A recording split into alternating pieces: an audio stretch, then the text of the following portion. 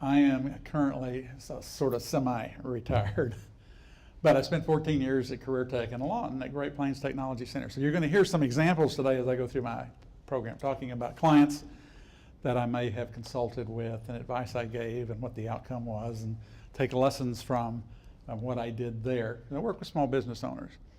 And before that, I was, and in some overlapping, my wife and I, as a couple, owned a retail music store. Originally headquartered in Ardmore, and we expanded into Duncan, expanded into Lawton. And then Desert Storm came along and business stopped for a whole year. And we had to downsize. And I chose Lawton to be the surviving store because it was a better retail market and a bigger town and better hospitals. I've never needed a hospital, but that's how I kind of got to Lawton. So I have a lot of retail experience. And in the middle there, I ran an office supply store in Lawton. Set it up. You'll hear that story of interviewing 160 people in a day kind of thing. And ran that for 4 years. So you take all of that, and I was a big volunteer in Lawton. And one of the volunteer jobs that I had, I was the personnel committee chair at Lawton Fort Sill Chamber of Commerce. So all of the interviewing, all of the screening, all this processing, getting the applications, putting them in a priority. We want to interview this person first and don't this. I did all that for several years. So when it boils down to about 30 years of adult experience, I've interviewed a lot of people. And I promise you, in those early times, I didn't do it right. So that's kind of a goal that you may learn a way to interview people today that makes sense for where you are. And then certainly some of the other laws that we're going to talk about, I didn't do right in those early years. So that's kind of my background. I'm really a retailer. And then got into education, and I've been a subcontractor, as you hire subcontractors. I have a relationship ending with the state HR group tomorrow. And I've been basically a business manager or an executive director, we call it a council administrator, but I took care of the business of the business. And we put on 3 conferences a year, lots of dollars, lots of people. And so that bookkeeping and accounting, I love, do well, and should be taking over Oklahoma City chapter of Human Resources. And they meet here in this room, 4th Thursday of every month. So I'm staying connected to the human resource profession. I'm staying connected to doing some training from time to time, and I'm glad you're here with me. We'll be through by noon. There's a break in the middle, and if you have a question, don't hesitate to ask. Here's what we're going to try to do. There are about 4 sections, really, to my plan. And the first section is, where do we start when you know you need to hire somebody? And you're going to see some slides, several slides, talking about job descriptions. Because really, until you know what the job is, you can't go very far. You can talk about recruiting, the application process, all those things you see, getting somebody hired. Then the next block of material is going to be what's termed the onboarding process, getting them on the payroll, doing whatever training you have to do before you turn them loose. Policy and procedures manual will come in this block of training. So we'll talk about that. And the third kind of block of training is that record keeping, the dull, boring stuff of HR, but it can sure get you in trouble if you don't do it right. So we're going to be talking about the record keeping for personnel files and payroll, that kind of stuff.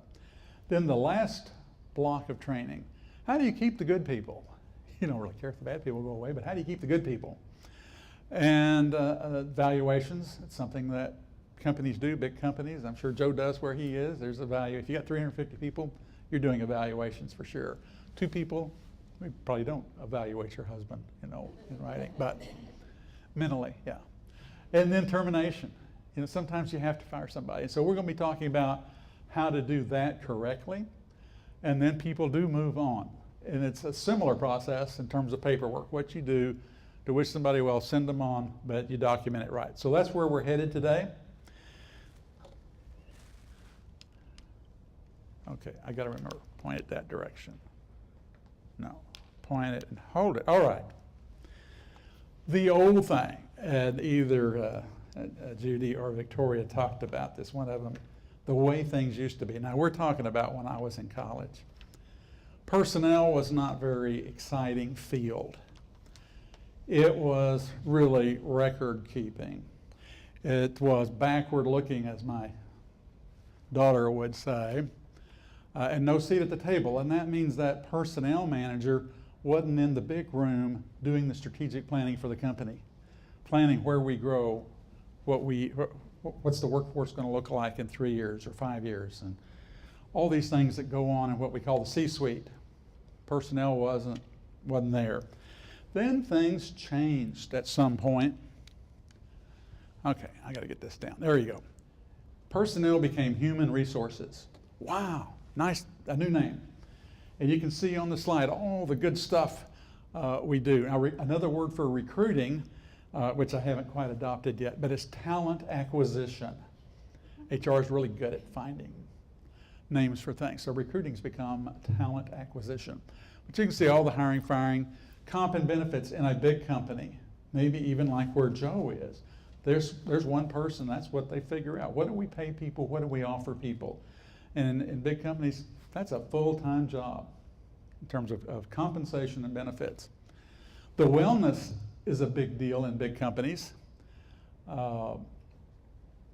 My daughter happens to be in HR, and when she was the vice president of HR of Methodist Hospitals in Dallas, this is a 6,000 employee organization, $1 billion in revenue, and they self-insured for their health care for their employees.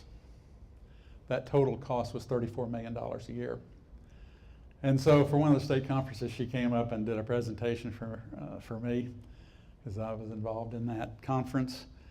And she talked about wellness in her company, of how they targeted really the unhealthy people out of that 6,000. And so when you got $34 million in healthcare cost, even a 5% improvement is a pretty good deal. And 10% would have been even better. So that's what's happening in wellness across this country in big companies, is they're trying to get the workforce healthy. It controls their cost. The employees stay on the job. You're not paying sick leave. You're not having to replace them from some temporary pool if they're out for a long time. So know that in a big company, wellness is a big deal, and it's part of HR. Training and development, all of that training that goes on in a big company frequently. I mean, every year, as a teacher at Great Plains, we would get blood-borne pathogen training every year. If you haven't seen that, it reminds you not to touch somebody that's bleeding, go get your gloves on kind of thing. But we have that every year. In fact, we take a test at Great Plains Technology, and they may, Judy's nodding over here, they may hear at Francis Tuttle, take a test that we know what to do if you get hurt on our property. But then there's other training. You train your supervisors, you and the administrators, and right down to the bottom on the other things of interest, and I'll have a slide or two that will talk about that. Safety, of course, has always been part of HR. And that's, you think in a manufacturing setting out there on the shop floor, but all sorts of jobs have a safety officer, and they do training from time to time. And then at the bottom, remember that seat at the table? That's what that C stands for, Chief Human Resource Officer. You're familiar with the CEO, a Chief Executive Officer, a COO, a Chief Operating Officer, CFO, Chief Financial Officer, CMO, that's one I learned this week, Chief Marketing Officer, really. We just used to call these senior vice presidents, but we got new titles. But that's how they get the seat at the table. HR is now in that C-suite and doing things to advance human resources. I did it. Okay. So let's assume for a minute. Come on in, come on in, come on, you can come in. There's handouts over there on the wall. Went to the other campus. I wish it started out at the other campus, 2 miles from my house. Okay, so let's assume now you know you need to hire somebody. You make that decision. You sort of have 3 choices. And starting at the bottom of this slide and going up, you decide to use an independent contractor. Again, I have a couple of slides on that so we can get that subject out of the way. But that could be a decision. I'm going to hire an independent contractor. The middle row is a temporary agency. You go to the Express Pro group of some sort in your town, and you need to hire 3 people for something. Well, they've done part of the work. They've got this pool of workers who want temporary work, perhaps. They have screened them. They may have even tested them for drugs. They may have given whatever typing test or whatever is in their toolbox of testing. But when they send somebody to, they've done the screening. And then you pay them for their services, but they're your employees. You tell them what time to work, where to go, what uniform to wear, all those kinds of things. So that's a choice. And at the very top is you hire your own. And that's really where the bulk of this program is today, is what you would do. But if you look at that, you incur all the risk. So I will be kind of helping you learn where you can minimize those risks, if that's what you choose. Now let's get this independent contractor thing out of the way.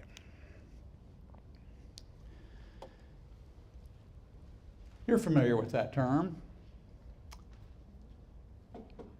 You need a plumber at your office, and you call the plumber. He drives out in his truck and his tools, and he unstops your toilet. He puts everything away, gives you a bill, you pay him, he drives off. Not much question about that. That's an independent contractor. Doesn't work for you.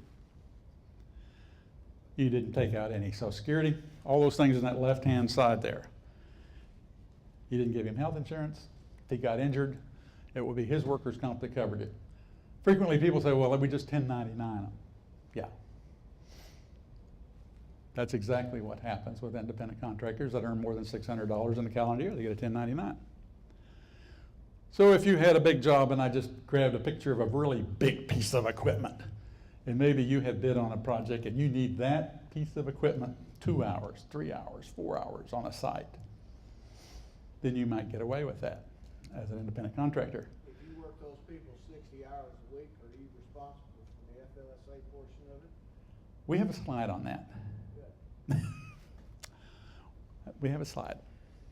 So, on the other hand, if you bid a project and you need that piece of equipment from the start of that project to the end of the project, they probably are going to be an employee, regardless of where you get them. So let's look at the right side. You know this, with an employee, you're going to withhold federal taxes, you're going to withhold their Social Security and Medicare portion, and you're going to match it, send it in. You're going to pay unemployment compensation fee to the state and the federal government. You're going to do workers' comp on them. Hopefully you give some vacation or sick leave. You may have insurance, other fringe benefits. That's what happens with an employee, and they get a W-2 by the end of January. So that's a basic decision. Well, that independent contractor sounds like a pretty good deal, doesn't it? You know, the bookkeeping work that I do for the state council and HR, I'm an independent contractor. And that tells me they can't tell me where to post something. And I'm leaving, and the state director just yesterday sent an email of a check that I'm going to do tomorrow. And you need to post this here and here, and I want to just tell him, you can't tell me where to post it, but I'm not going to worry about it. You really can't tell an independent contractor. And let's go to the next slide, and you'll see why. There are 2 groups of people interested in your decision. Is this person an independent contractor, or are they an employee? The IRS is interested in it, and the Department of Labor. Maybe more people. Let's see. Maybe not. We'll see. Anyway, behavioral control, and you can read the slides. I'm not going to read every slide to you all morning. There are too many slides. This started at 12 hours of material in a week. I kept cutting and cutting and cutting, and I can tell you right now there are too many slides for 4 hours, but there are about 160 some odd slides. Still too many. Anyway, I will not read them all to you. But here's what the IRS is interested in, is behavioral control, and refers to the facts that show whether there's a right to direct or control the worker. So again, we come to this plumber that you called out. You're not going to tell him what tool to take off his truck and where to go and when to start and when to leave. You're just glad he came the same day, or the air conditioning repair, or anybody else. So if you were in again, you needed that big piece of equipment, and it's not yours, it's his, you're probably good shape. But on the other hand, if it's yours, that may be behavioral control. I'll give you another slide here. I promise. Oh, come on. There you go. Control factors. Instructions. So again, the plumber, you're not giving instructions. Now, what if it was that big, heavy piece of trenching equipment, whatever it officially is, I really don't know. Good morning, ladies. Welcome. And you go out there and you have to show him how to turn it on. You have to show him how to turn it off. You have to tell, oh, this is what all the levers do. He's probably an employee. That degree of instruction. And then, gee whiz, it's the end of the year, I'm going to give you an evaluation. Probably an employee. And then he gets all that other stuff, the sexual harassment, bloodborne pathogen, all the other stuff you give your employees. That's a control factor, and he probably is an employee. Whoops. Back up, back up. Oh, come on.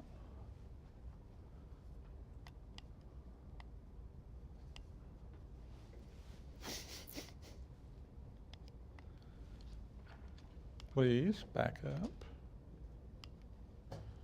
Okay, look in your PowerPoint notes. See if I can do it later.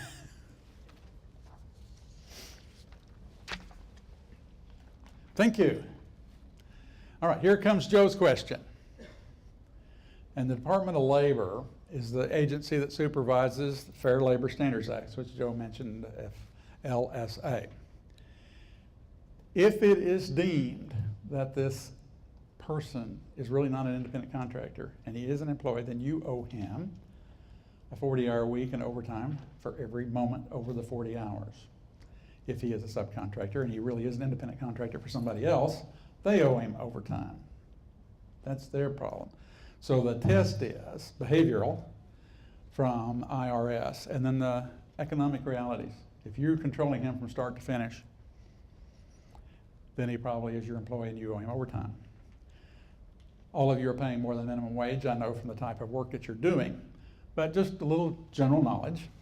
If he's covered under this law, you owe minimum wage and you owe overtime. There's certain record keeping requirements, certain youth provisions, as you can see on the slide, but then it determines whether they're exempt or non-exempt. Now, let's give you a caution about exempt and non-exempt. Many employers, well, we'll just call them exempt. That's just pay them a monthly salary and we can just work them. Whether that's 40 hours or 60 hours or 80 hours. Oh, they're getting the same amount of money, it doesn't matter, just work them. Wrong. One of the handouts you're going to get from me will be a fact sheet from the Department of Labor, and it will define this exempt and non-exempt. That is really determined by the duties. And there are some exemptions. Somebody like me and Judy fall under the professional exemption as a teacher. You can work me 60 hours a week, or a store manager, for example. This changed a few years ago, the Fair Labor Standards Act, and that got amended, and the definition got improved, and one really big group of people, being a store owner and a store manager, it picked up a lot of assistant managers, because we would call assistant managers exempt and work them to death, 48 to 60 hours a week, and we pay them about $18,000 a year in Oklahoma. Didn't work anymore. If they are exempt, they make $455 a week. Oops. So now they're making almost $24,000 a year. So a lot of assistant managers in Oklahoma got a pay raise when that changed. But it's really determined by their duties. You could have a true administrator, that's an exempt. You could have an office manager, truly exempt. They're making administrative decisions. In my earliest adult life after the Army, I worked for the Santa Fe Railroad in the claim department, investigated accidents for the railroad and handled claims with our employees and the motoring public and anybody else we killed or injured. I was exempt. The whole department was exempt. This is secret stuff. This is legal stuff. How much we're willing to pay someone who has been injured.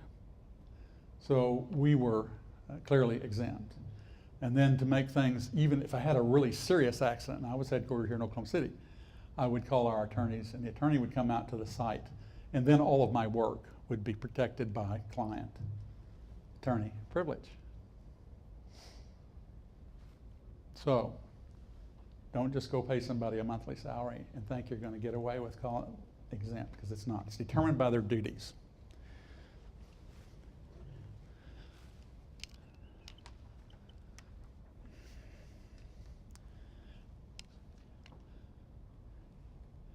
You know, another reason I didn't use clickers as a teacher,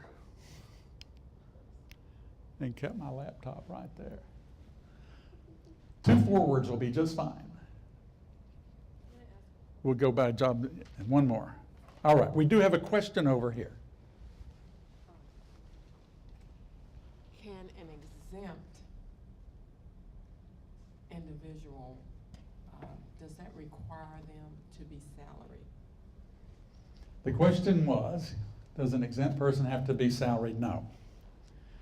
Oddly enough, with the state, after my wife and I sold our business, my wife worked for the mental health and substance abuse department. And they had doctors, MDs, that were exempt part-time. And some were 20 and 30-hour week. And so it was, they were paid on that basis. Half of what, in this case, psychiatrist, half what a psychiatrist would be for an hour of service. Either they were paid at half or paid at 3/4. And they'd be exempt full-time? And they would be exempt from overtime. Sure would.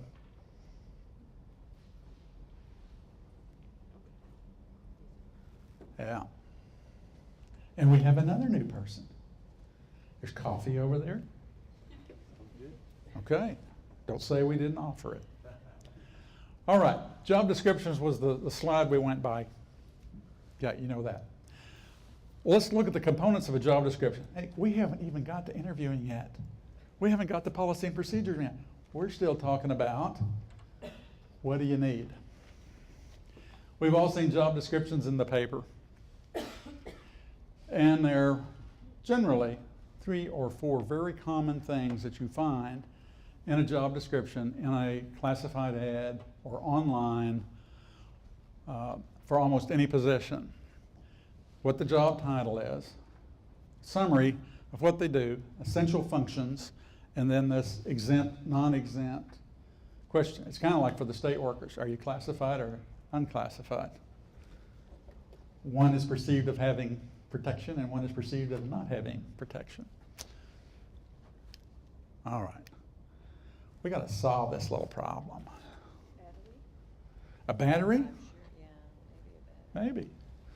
Okay, here is an ad that was either online or in the paper 2 weeks ago, which I pulled down for Bob Moore. Most of you are familiar with the Bob Moore Auto Group, Cadillac, and other fine products here in Oklahoma City. Maybe in Tulsa too, I don't know, for you Tulsa people. But up at the very top, Professional Sales Associate. That was the job title. And then we get the next paragraph, we get the job summary. We kind of know what a salesman or salesperson would do, but that's just a job summary. And then half of that slide talks about the essential functions of the job. And so as you think about that, there are some finer points. Look at that. It just worked, but it just went right past what I wanted. There. Stop. There. All right. I want you to think about some of the components a minute of the jobs you have where you are working. For example, physical demands. Do they have to, say, lift 50 pounds or carry 50 pounds or 20, whatever it might be? What would be a physical demand? Like walking. If you were in a plant environment, like we had in Lawton with Goodyear and other places, you could easily walk 2 or 3 miles a day. And some other jobs, take like a retail clerk, you're standing. If you had an 8-hour shift, you would be on your feet 8 hours a day. And if you don't do that often, it hurts. So it's figure what are the work demands. You may want to put that in your job vacancy. And I'll just tell you now why. You want to self-eliminate. People, oh, I can't do that. Work environment, in Lawton we have a plant, Bar S, and they make hot dogs and bacon, good product. But they reveal that it's 45 degrees in there. And even they have a high turnover in that entry level work. And, you know, got tough drug standards. Just getting a group of people past the drug standard is a challenge. And then they get in there and they find that they really cannot stand 45 degrees, 8 hours a day. So if you have something unusual about your work environment, you know, you might want to reveal that. The fourth bullet, job duties and responsibilities. You're going to see one in a minute for a retail store manager. And rather than describing closing out the cash register and reconciling, it's just simply, you know, balancing the cash drawers. You don't spell out every function of how you balance a cash drawer. So just that job duty and responsibility. You'll see that in a minute in the sample. What might be some prerequisite knowledge? Again, self-eliminating. As I was trying to move from Lawton to Oklahoma City and try to get jobs, I would self-eliminate over this one. Proficient in Excel. I am very elementary in Excel. So I just self-eliminated. But if you've got a job where they really need Excel, then you put proficient in Excel. You might even have a test for them, and we'll talk about simulations later. Licenses and certifications. Again, if you're hiring a plumber, you want them to be a licensed plumber, not just somebody who flunked out. There are all kinds of certifications out there. If you grew the company where Joe is, their HR manager probably has a PHR, a national certification, as I do and others do in this state. So it simply becomes a component of the job description. Yesterday I was in a meeting and the guy was showing off a job, and I forgot who the employer was, but required an SPHR, which is the next higher certification that I have in human resources. Experience, yeah, we're looking for somebody with 3 to 5 years of. You see that all the time. So just know that these are components of figuring out what you need and what you're going to advertise for. Yay, it worked. Isn't that great? Essential functions. So the first paragraph, those essential functions are the basic duties that an employee must be able to perform with or without reasonable accommodation. So whether they're handicapped or not, require assistance or not, these are essential things that this job must do, whoever gets this job. And you can read the rest of the slide. Let's go look at the next one. Isn't that neat? Let's think about a minute. Essential functions for a maid in a hotel. We all know what maids do, or you think you do. Before they start down the hall, resetting the room, they may have to restock their cart. Well, as an essential function, quite frankly, somebody else could do that the night before. The person we hire for the maid really doesn't have to stock the cart, so okay. Forget that. What happens when they start down the hall? They knock on the door and they have to make a determination, is the room occupied or vacant? If it's occupied, they need to have communication skills in order to communicate, I'll come back later, whatever the situation might be. If it's unoccupied, they make the decision to open the door, and then they start to reset that room. Strip the bedding, remove the soiled linens in the bathroom, clean the bathroom, vacuum the carpets, all of those kinds of things you do. If you think about how a maid does this, they stand, they stoop, they kneel, they mop, they vacuum. Oh, and they work around household chemicals. What if they're allergic to some of those household? So maybe we need to reveal to them, as we're working on our job description, we'll work with whatever kinds of cleansers you use. But that's the kind of mental process the next time you have a vacancy. I want you to kind of think through for the job that you're going to try to fill. Give you a little caution here. You cannot ask the applicant if they're disabled. And you can't send that applicant to get a job, get a physical, a pre-employment physical, before you make the job offer. You can get a pre-employment physical, but it has to be after you offer the job. One of the things we have in our state, and it hasn't gained broad use as it has in some other states, but Job Keys comes to us as a product from ACT, that same company that brings your high school sophomore, juniors, and seniors their test to get into college. Same people.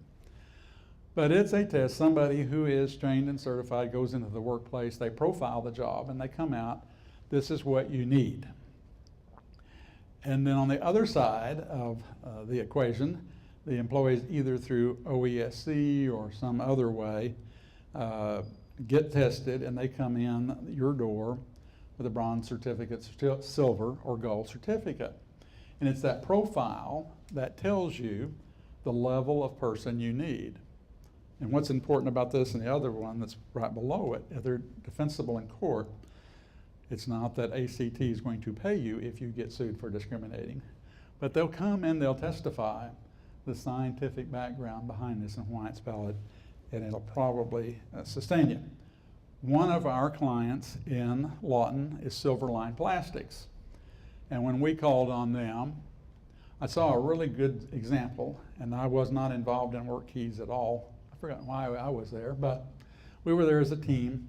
And at the end of the production line was a basic worker who was taking this plastic pipe. Silverline makes plastic PCB pipe for government agencies a lot for water.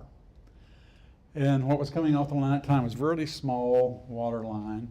And this guy would bundle them up in 12 and put the ties around both ends, and he'd take that big stack, put it in another jig nearby, and then eventually fill a pallet's worth, wrap it up, take it to shipping and receiving.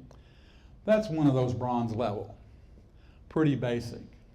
At the other end of this production would be somebody that was probably in the silver or gold, and it was somebody who mixed the chemicals that became the plastic. So they've got to be able to read, they've got to be able to do math, they've got to be able to follow the order for that particular, follow the instructions in that order. And so we want somebody that can read and do math. And that's part of this work profile that goes on through Work Keys. So that's one thing you could do if you had a job, is get that profile. The other one I'm going to introduce you to is called targeted selection. And that's really another job, rather than the physical demands. Somebody like me, and I'll mention a lady I used to work with, Pat Beck, and there are others in the state, and we come out and we profile the job, and we end up writing job descriptions, and we write what used to be called dimensions, it's now called the targets. And I'll have an example for that for you in a moment of a driver where I picked decision making as the number one thing they needed. So you'll see how that plays. But just know that you can do a formal analysis, or you can hire somebody, or perhaps even free, come into your workplace and do this. All right. First, I'll apologize. In basic PowerPoint, this is a terrible slide. You should have no more than 8 words on a line, no more than 8 lines on a slide. But I wanted to see it all on one slide, so we didn't have to do 2 slides. So, it is for a retail store manager. And in bold italics, I put words that I think, as an experienced retail store manager, would be essential. Manage, you read through that, prepares work schedules, assigns employees, formulates pricing policies, yes, promotion activities, supervises the employees, takes inventory, reconciles cash, that's balancing the cash registers, preparing a daily record, got to tell headquarters what you did today, yes, order merchandise, yes, supervise the employees, make sure they're complying with everything, handle complaints and inquiries from the public. Lock and secure the store is the same thing if you've never been in retail. Open the store and close the store. You're going to work a long day. and then you may interview, hire, and train employees. So the question, that last bullet on the slide before, that's where I pull that off of. Could somebody in a wheelchair do this job? I'm seeing heads nod yes. I have seen this done well in Ardmore. We had a manager of our J.C. Penney store when I was there in the late 80s, early 90s, in a wheelchair. And at least by reputation, I don't know this from insider information, but he appeared to be very competent, and he was absolutely confined to a wheelchair. He could do it. So knowing these words, if Joe was interviewing this man, Joe could make that determination legally. Let's interview this guy, and then you've interviewed him. He might be the best candidate for the job. And you didn't discriminate against him because he was in a wheelchair. Let's look at the next slide.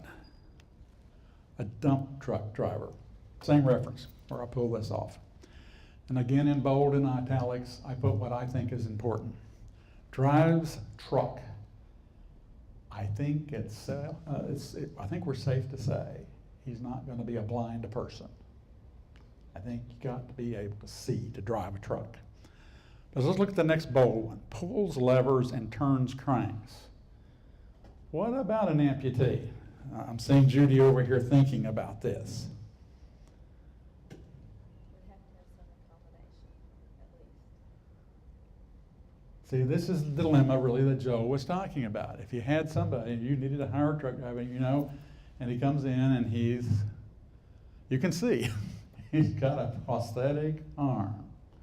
But wow, age is right. You can't use that either. But this is a mature person. He's got a good driving record, driven all kinds of brands, good employment history, things you might think important.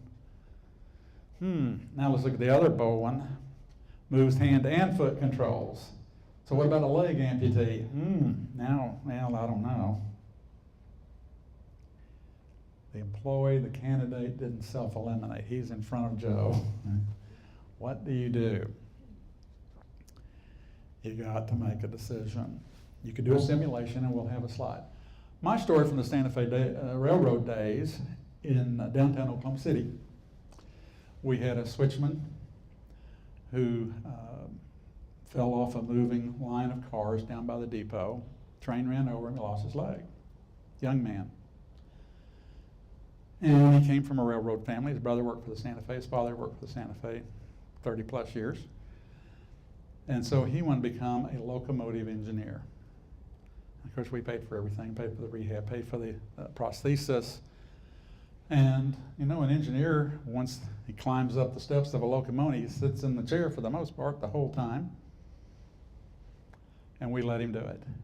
Same school, trained him.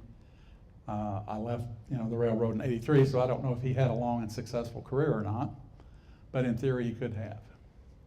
I had another switchman who fell off out near Ralston Purina, lost his leg, but he didn't want to be an engineer. He wanted to go back and be a brakeman.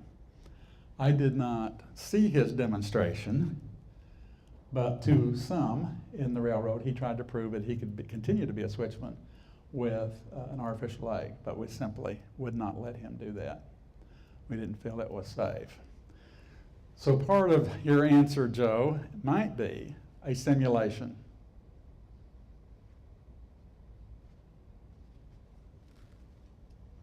Now, if you add a simulation, then you've got to do that for every. The question is, if you add simulation, do you have to do it for everyone? And I would say yes. And I'll have a slide on simulation, just basic slide, but yes. If you get down, it doesn't mean if you had 10 applicants, you got to do it for 10 people. But if you got down and you interviewed 3, yes, you better do a simulation for that final group.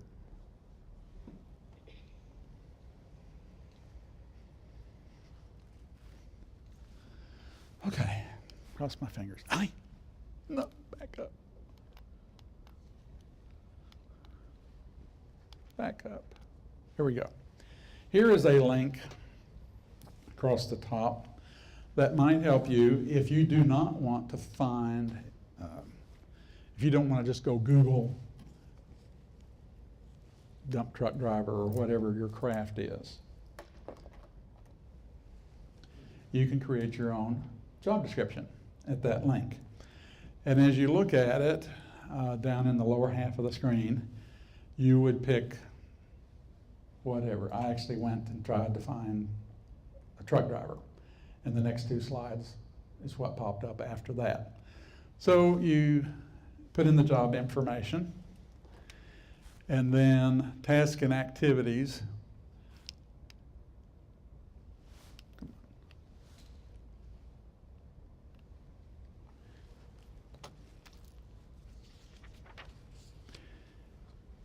You just check whatever applies to your job as you work your way through these slides. Not the slides, but you go to the program on the net and you work through it. And you check what applies. So for in this particular case, body positioning requires sitting, requires using hands, whatever it is for your job. The next slide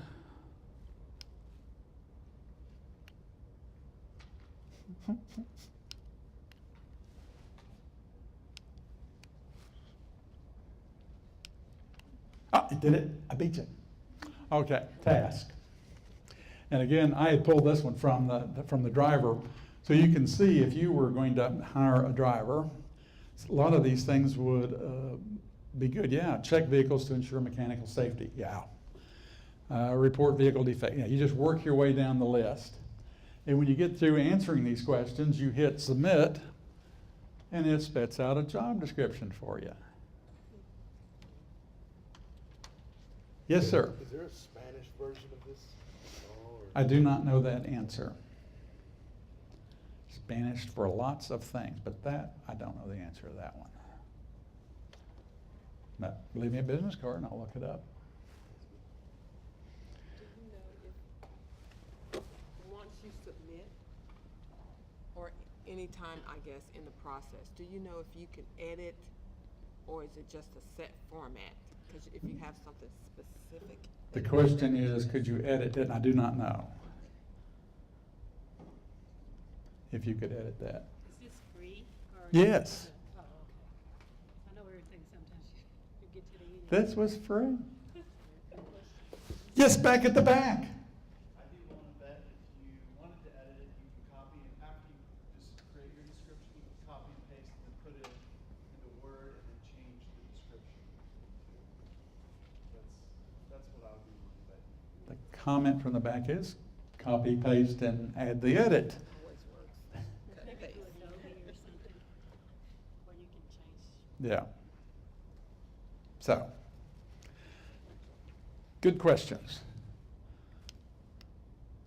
Okay. Give Charles lessons and back up. There's one slide. There you go. The first lesson of today. First lesson of today. Job descriptions. They are important. You, the owner or representing the owner, know exactly what the position is that you need. You advertise for the correct job. You interview for the correct job. You hire for the correct job. And then you evaluate for the correct job. You'd be surprised. Somebody gets the evaluation and they see that you've given them something negative and they go, well, that's not part of my job. Oh, yes, it is. If you do all this prep work before you start, that won't come up. Okay, recruiting. I bet she's going to have something to say about recruiting too.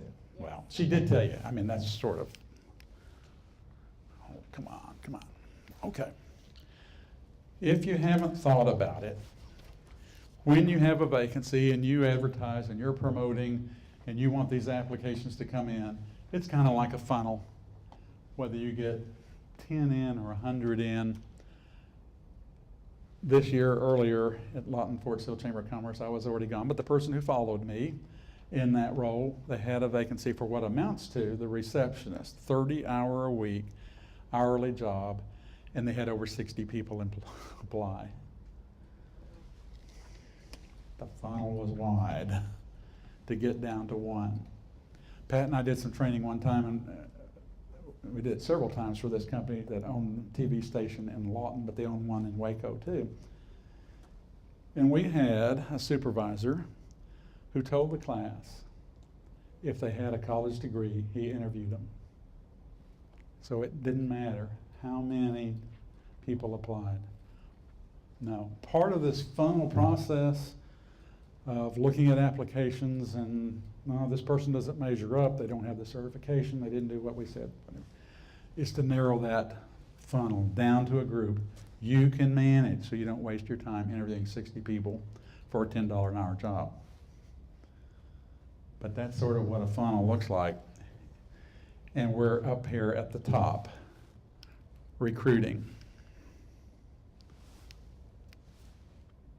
It's not the same as advertising. Those of you from Tulsa, you may have something like this going on over there. Here in Oklahoma City, we've had two this year that I know of. And they call it an after careers career fair, and they hold it at Rose State. Why? Targeting military. You better believe it.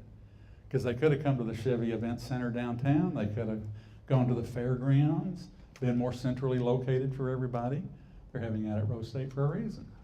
They want to get the retiring military, separating military, or civil service, retiring or separating. So how you advertise and if you hold a job fair or you go to a job fair makes a huge difference. Now, one of the things that comes up from time to time, and not just for you, it's how do we get more minority applications? This is not a unique or new situation.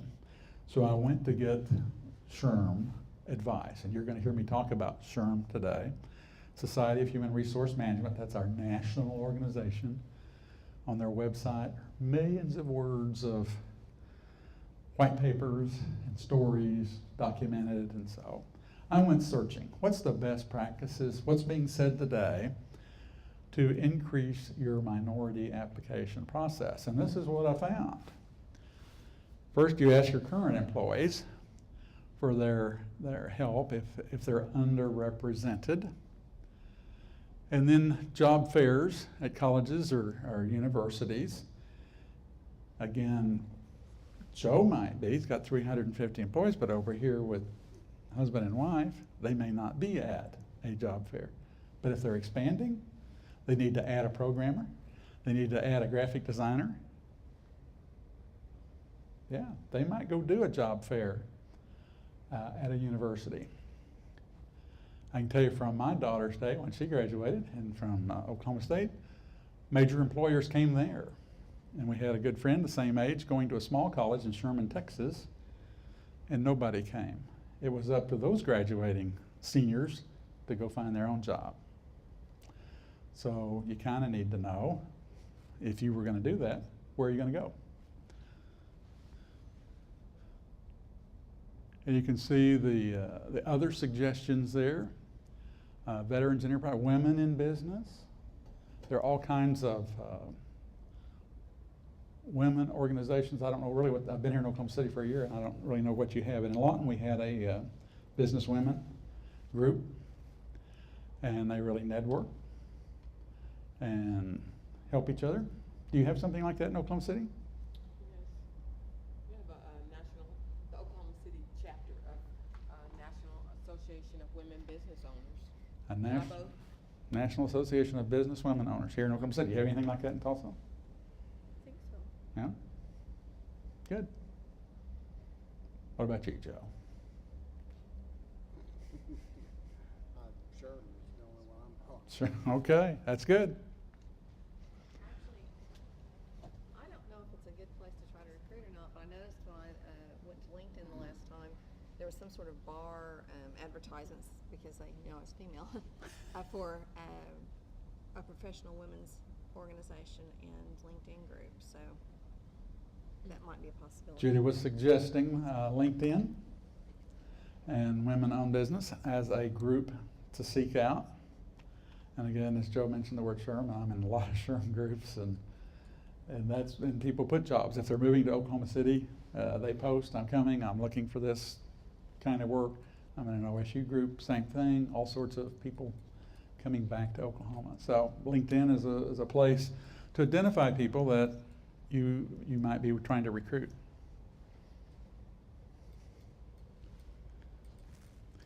We're getting closer to that interview, but we're not there yet. Now we're going to talk about the application.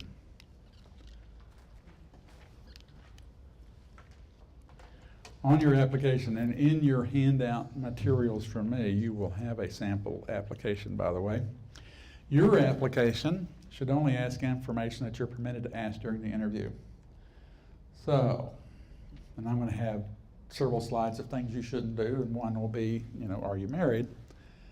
But in my lifetime, businesses used to ask that. Married? Yes or no? Can't do that.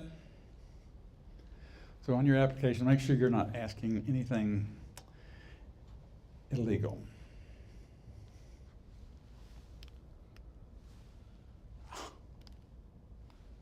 Come on, we're getting close to that interview. Please go back. There we go. There are 4 statements recommended to be on an application. First is making sure that it's not an offer of employment. That it's going to be retained for a short designated time. After that, a new application is required. When we talk about record keeping, you'll learn how long you have to keep an application. But my best advice is what Francis Tuttle does. You get an application for every position you apply for. When I was a store manager for Save-On Office Supply, we took applications 7 days a week. Oh. I didn't know what record keeping was then, like I do now. No, you don't want to do that. The position is at will. We'll have several slides on that. Does anybody want to tell me what at will is? Basic concept. Both parties have a right to terminate is a good way of putting it. You don't owe them anything when you fire them. There's some, strings attached to that, but basically you could fire somebody, but they don't owe you 2 weeks notice either. If they want to move on, they can move on today. But we'll have some other slides on that. And then somehow you get the applicant to sign giving permission to check them out. That doesn't mean if you've got 60 applications in, you're going to go call everybody. But when you've got it narrowed down to 3, then you may very well go check the references on those 3. So you do want to make sure you have a signature. All right, the interview. Does anybody love interviews like I do? I just love interviewing. Well, I'm going to talk about you in a minute. You're in my notes. There are some tasks that you do before the interview, and one is eliminate those applicants whose skills don't match up at all. Again, like the licensed plumber, or if you were hiring an accountant for your firm and you want a CPA and they're just a public bookkeeper. Or maybe you are in healthcare and you want an RN, not just a licensed practical nurse. So you look at the application that they filled out and they don't, you eliminate them. Boom. You can do a phone interview before you actually see them face to face, and again, run through some basic stuff with them. It gives you a time to tell them about wages. Sometimes wage will eliminate a candidate. They just self-eliminate. And then once we're narrowing this funnel down. Here are the ones we want to interview, schedule them, and become familiar with them. How do I recommend? how do I recommend becoming familiar? Part of the problem that you have is going out and searching on Facebook, Twitter, and LinkedIn.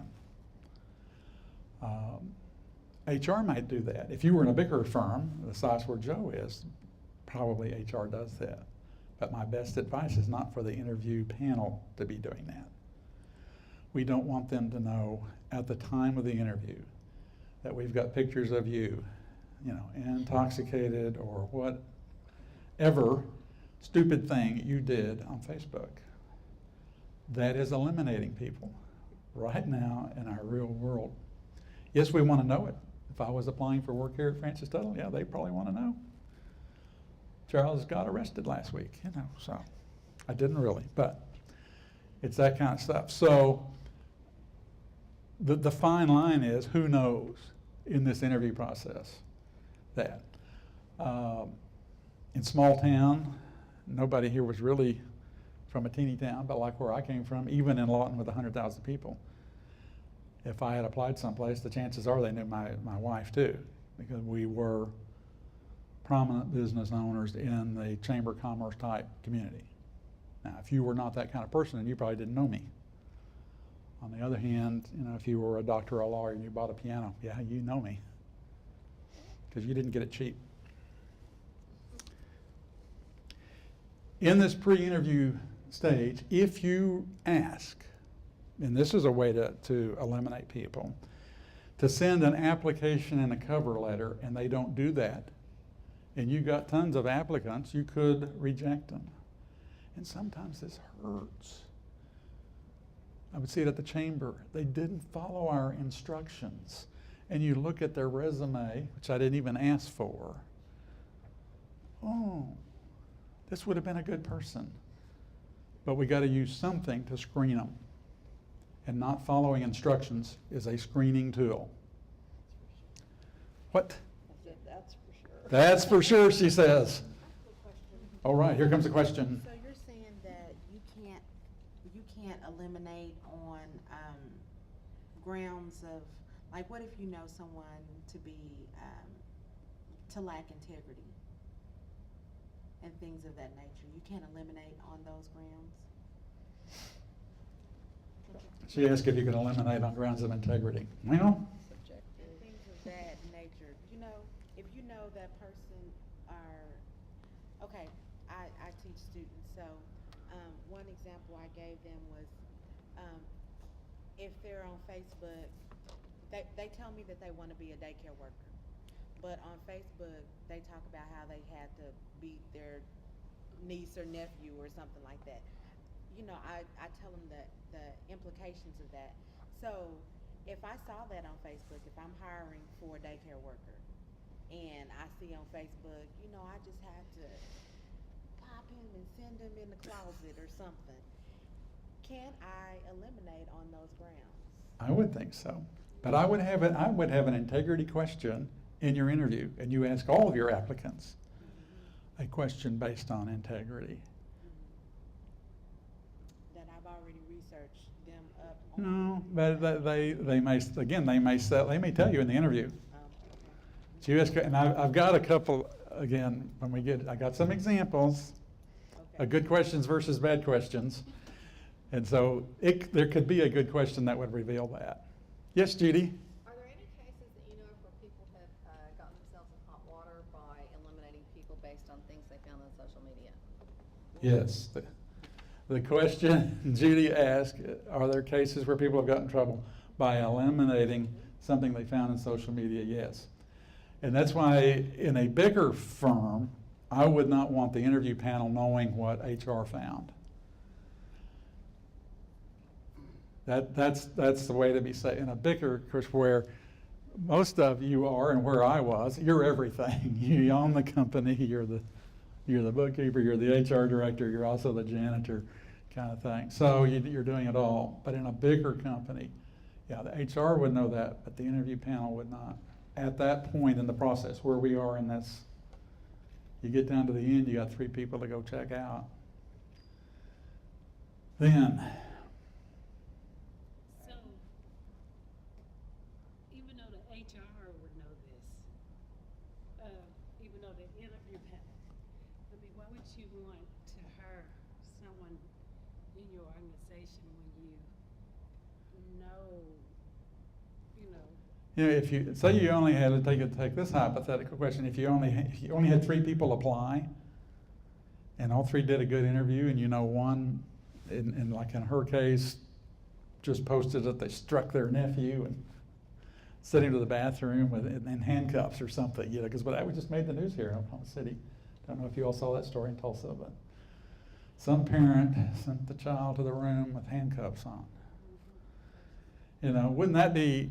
Didn't you just make the paper? And this has happened. I wish I could remember the details. And I won't remember the details quickly. But yeah, somebody made the paper either right before we interviewed them for a chamber job or right after we interviewed. So yeah, I've been there. Yeah, it self-eliminates. One of the concerns I would have related to people searching out social media is that frequently people post very personal things there that are not necessarily related to job performance, but would be related to the greater employment picture. For example, my son was just diagnosed with autism, or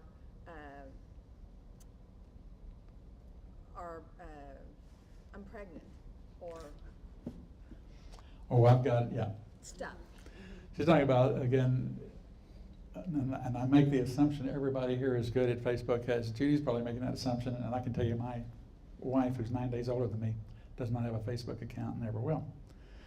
So you're on there and you find something personal, and would you use it against? No, you're going to stick. My advice: stick to the script, and we haven't even got to this script yet. But dadgummit, Charles, if she's pregnant, she may cost me more money. I know.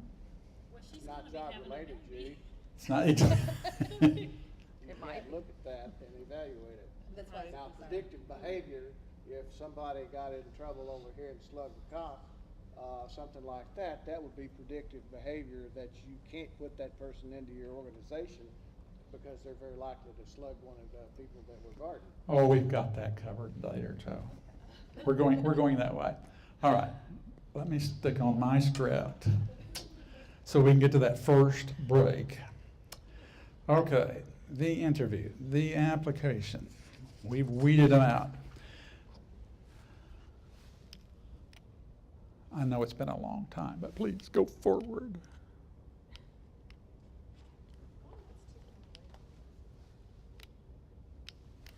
Okay, advance me one slide.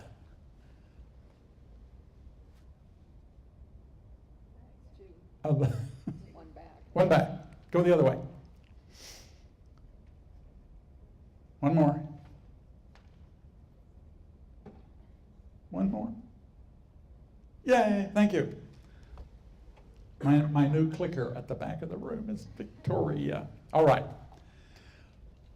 You have scheduled some interviews, hour and a half apart. You be on time. How irritating this is, how bad of an image this is about your company. If you are not on time, you're the one doing the interview. So you be on time. Smile.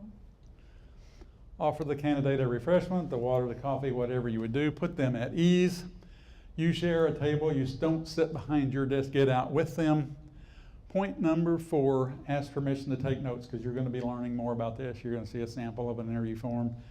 But you need to be taking, actually, quotes is the word that we want. We really don't want notes. We want quotes. And tell the candidate what you're going to do, how you're going to do it. It's going to last an hour, whatever, and be aware of your own biases. You don't have a bias, do you? Let's see if this advances. Okay, Victoria. Can we bring it other way?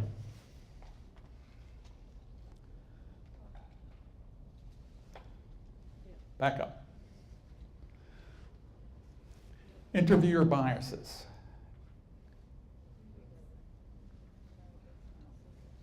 No, you went too far. Let's see if I can make this work. One more. There you go. Thank you. No, one more. I'm sorry. I want interview your bias. There you go. Thank you. That's what I want. First impression. If you were a real estate person, this is curb appeal. How do they look when they walk in? Joe wore a suit and a tie. Long sleeve shirt at that.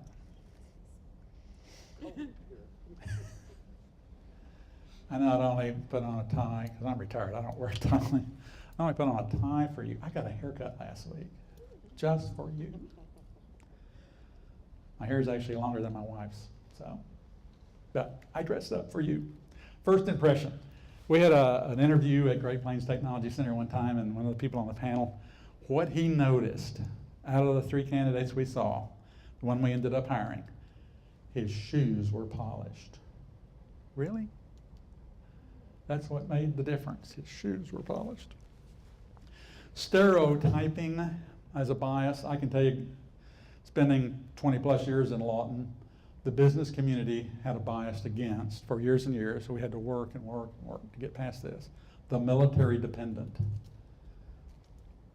The military has changed, but when I went there, in the late 80s and opened a store, the business community didn't really want to hire military dependent because the Army was going to move that guy away.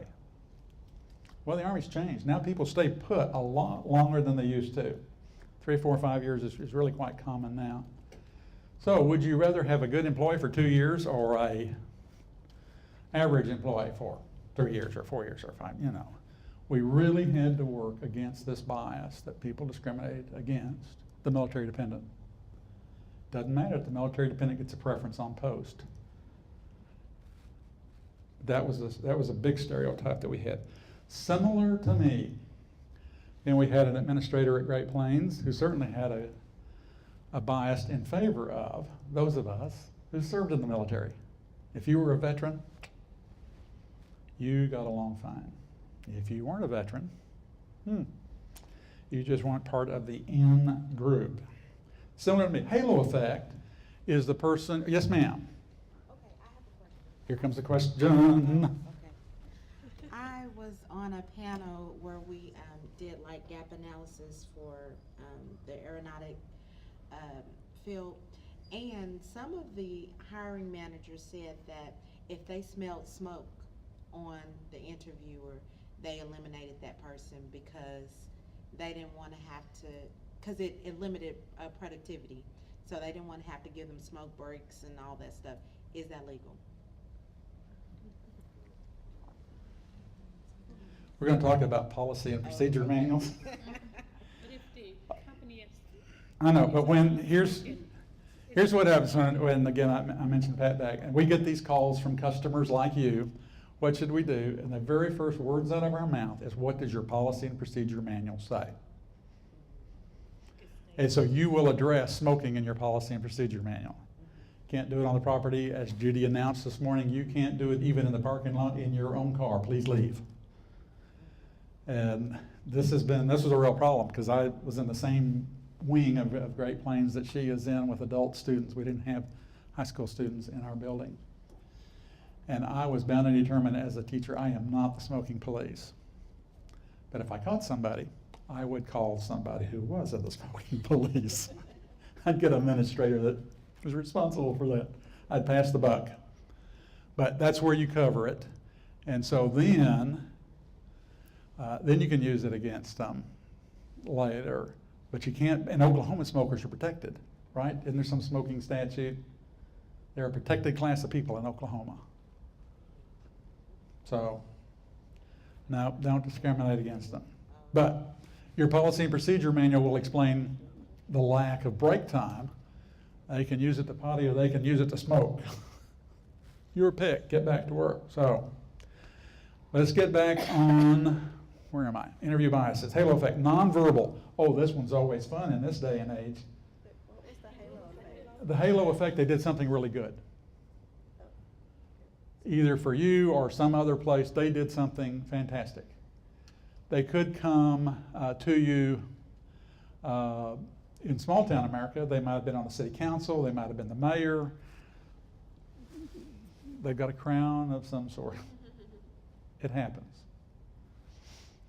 Nonverbal. This is certainly out in the workplace today. Tattoos and multiple piercings. Can you discriminate? They are not a protected class, I'll tell you right now. But again, your policy and procedure manual can eliminate how many piercings can be seen. It has to be job related too. And no visible tattoos, like Disney World. When Disney World hires a group of people, and they hire thousands every year, in their orientation, this is addressed. And for years at Disney, you couldn't even have a mustache. Now you can have a mustache. Might even have a beard now, but at one point, I mean, this was a major deal to let the men have a mustache. But they cover it up front, and if you can't handle it, please leave. So we had a lady opened a coffee shop near Cameron University in Lawton, and this was her concern. She didn't want to hire anybody with tattoos because this would scare people off. It's not a protected class. Get over it. Our first keynote speaker in May at the state HR conference, and I was out of the room, but I got to hear about it. He asked everyone, "Hello there, come on in."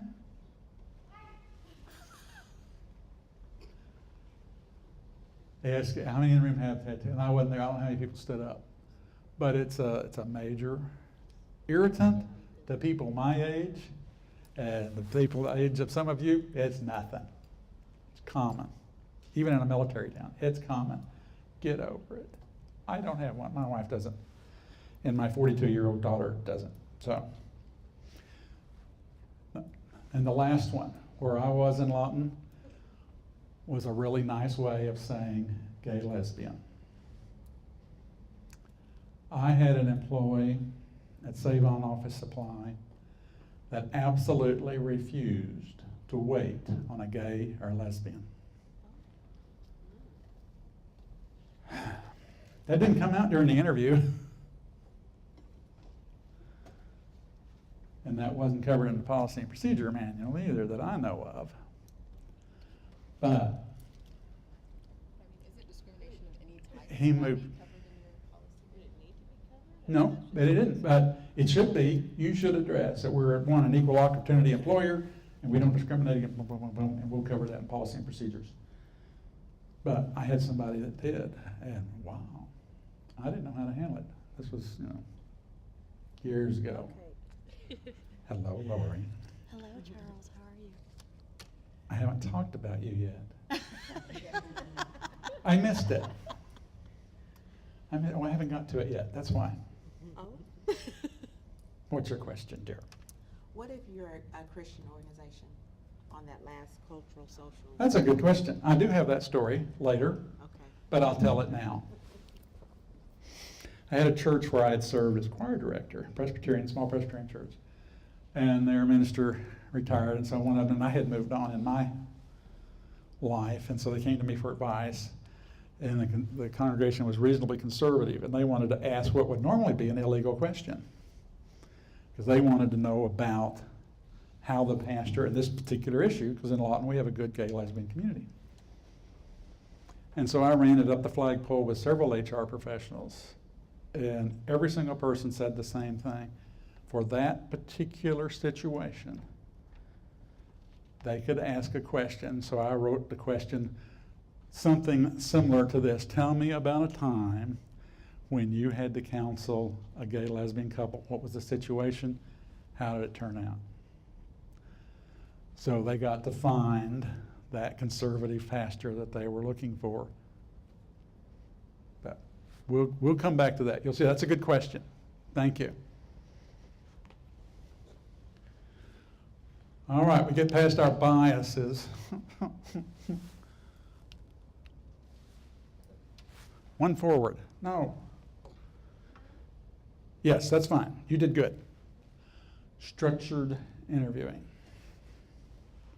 Oh, we didn't get the, Basic decision. we didn't get the basic decision time. Well, we won't get my button pusher to back up, but let's look at that. Because this is the story that involves Lori and involves Judy. Basic decision time. Do you have a single interviewer or a panel? At Great Plains, we use the panel. Francis Tuttle used the panel. I was interviewed by a panel one time that Judy was on. And they hired her.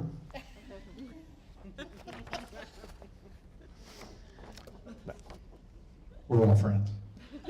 I could have written Lori's letter of recommendation, so that's okay. It's not a firing squad, and you've got to make the applicant feel comfortable when they walk in. You got 3 people, 4 people, whatever you do. So here you are, a small company, as some of you are.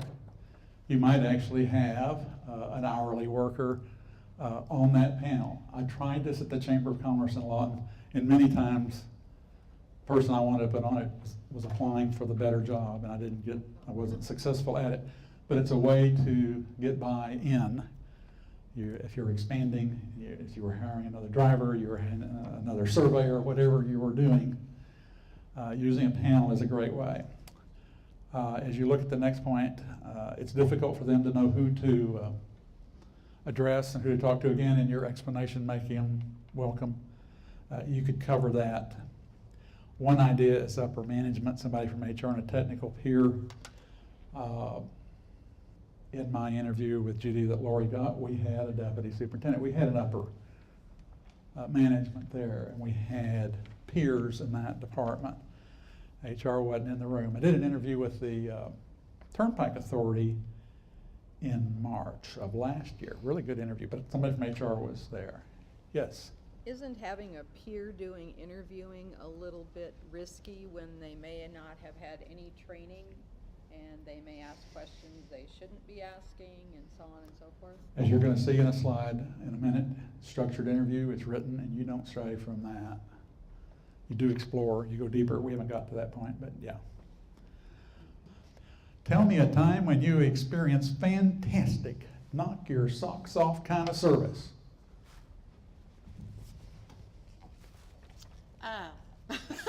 Put me on the spot, Charles. A time that I had great customer service, probably last time I bought a laptop computer. Tell us about it. It was about 3 years ago. I went in with a certain budget in mind, and because the salesperson was very knowledgeable and started asking me questions about, well, what do you want? What are you going to use the computer for? What do you want to be able to do on the computer?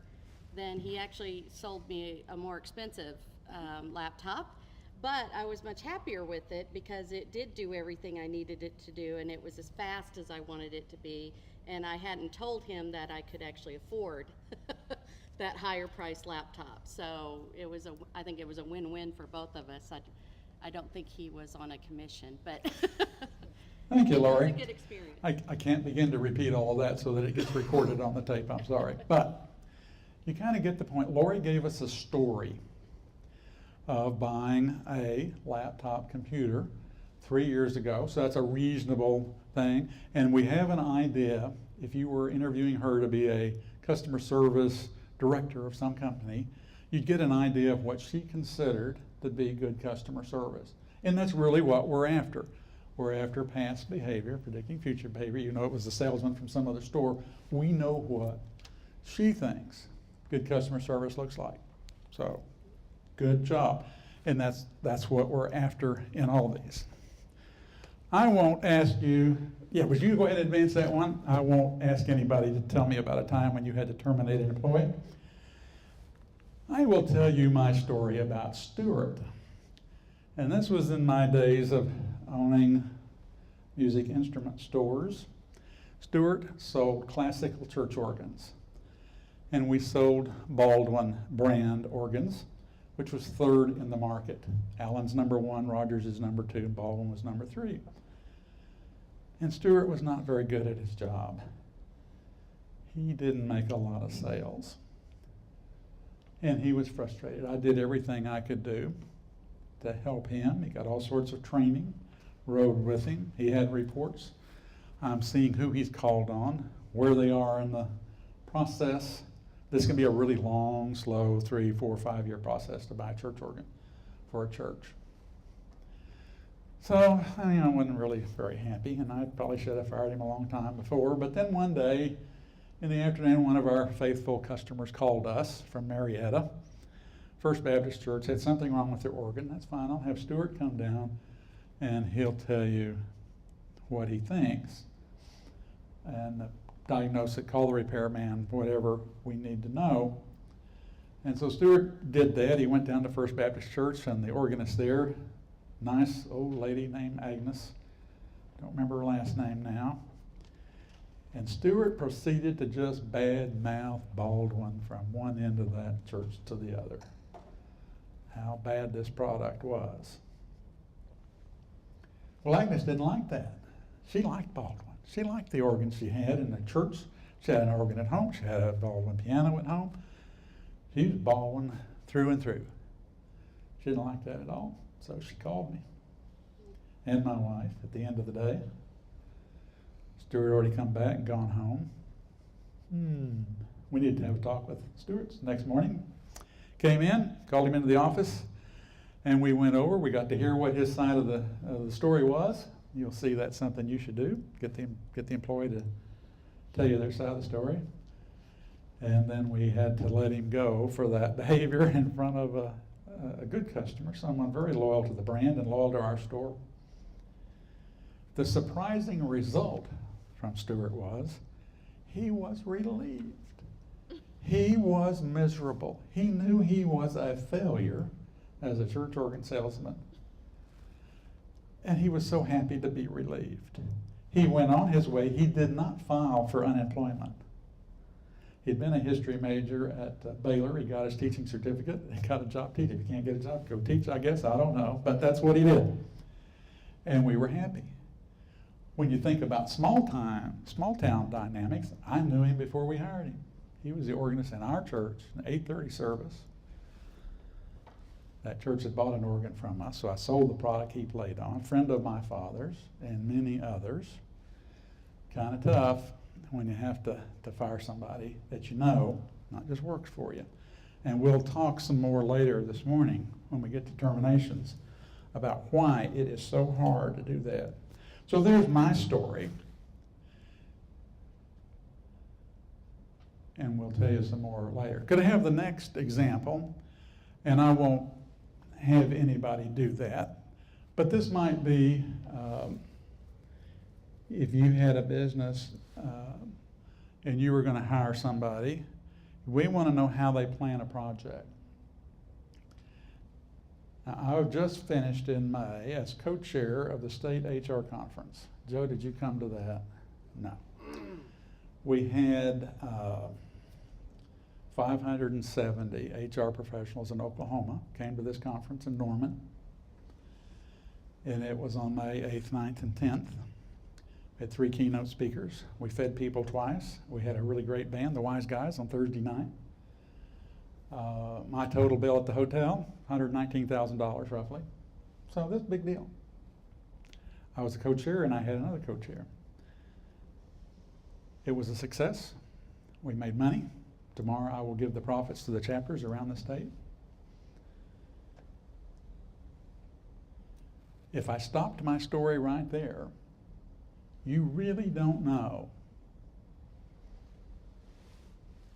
about the planning that I did. And we'll have a slide to give you a little formula on how you pull this out, the person you're interviewing, so you get the whole story. Because right now you don't have that whole story. Except that we had a good HR conference in Norman, May 8th, 9th, and 10th, and made money.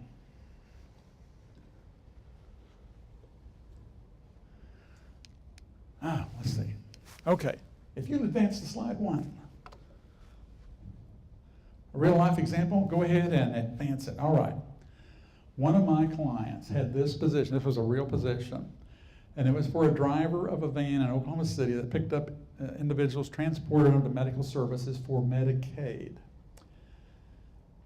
This is a federal money that flows through our Oklahoma Healthcare Authority to a prime in Oklahoma. There's only one prime, and then there are 50 or 60 subs, and my client was one of those subs, expanding into the market. And so she wanted help in writing the interview. Well, before I can write an interview guide, I need to have a job description. Would you advance me 1? Thank you. As I looked at the job, one of the things that I concluded was decision making. We need to ask people that apply for this job about their decision-making, and this is the textbook definition as I was doing the job profiling for decision-making. Identify, understand issues, problems, opportunities, taking action that's consistable with available facts, constraints, and probable consequences. That's a broad definition. If you would advance the slide one more for me. Then we have a term called key actions. If they're really doing that, and I have lots of questions to choose from, and it doesn't matter which question I put down for them to ask, this is what we'd be looking for in their answers, that they recognize the issues, problems, or opportunities and determine whether action is needed. Now, why did I put that down as number one? If you'd advance the slide for me. And you can stop right there for a minute. Well, that's okay. Pat Beck and I had come up from Lawton, and we had a meeting at OSU OKC, which is at 10th and Portland, as many of you know. And traffic was terrible. If you drive around Oklahoma City, I'm sure it's true in Tulsa, morning rush hour is terrible getting to work. And so I made a decision to get off of I-44 at Southwest 29th Street, go over to Portland, drive up. That's exactly what I did. Pat and I arrived early. We got to our meeting, we got to unload and visit the restroom, answer whatever messages we had on our cell phones, and continue with our day. So the question that I wanted her to ask people, give us an example of a good decision you made recently. What alternatives did you consider? Why was it a good decision? And here's more reasons why I picked this question in this category. These drivers have rules, and the rules flow from the federal government to the state government to the prime to the subcontractor. They could pick up a patient 15 minutes early of their scheduled time to 15 minutes late. The driver could make that decision, whether to be early, to be late, go one way or go a different way. I want to know how this driver makes decisions. What do they consider? Would you sit in that traffic and have the patient late to their doctor's appointment? Or if you were going the other direction to pick them up from the doctor's office, would you make the decision to sit in traffic and be late? Because the flow of money to my subcontractor, my client, got stopped if there was a problem.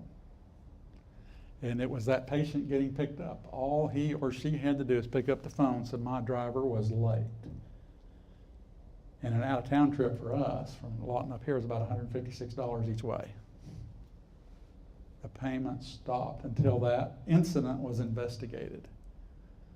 We want people to make good decisions.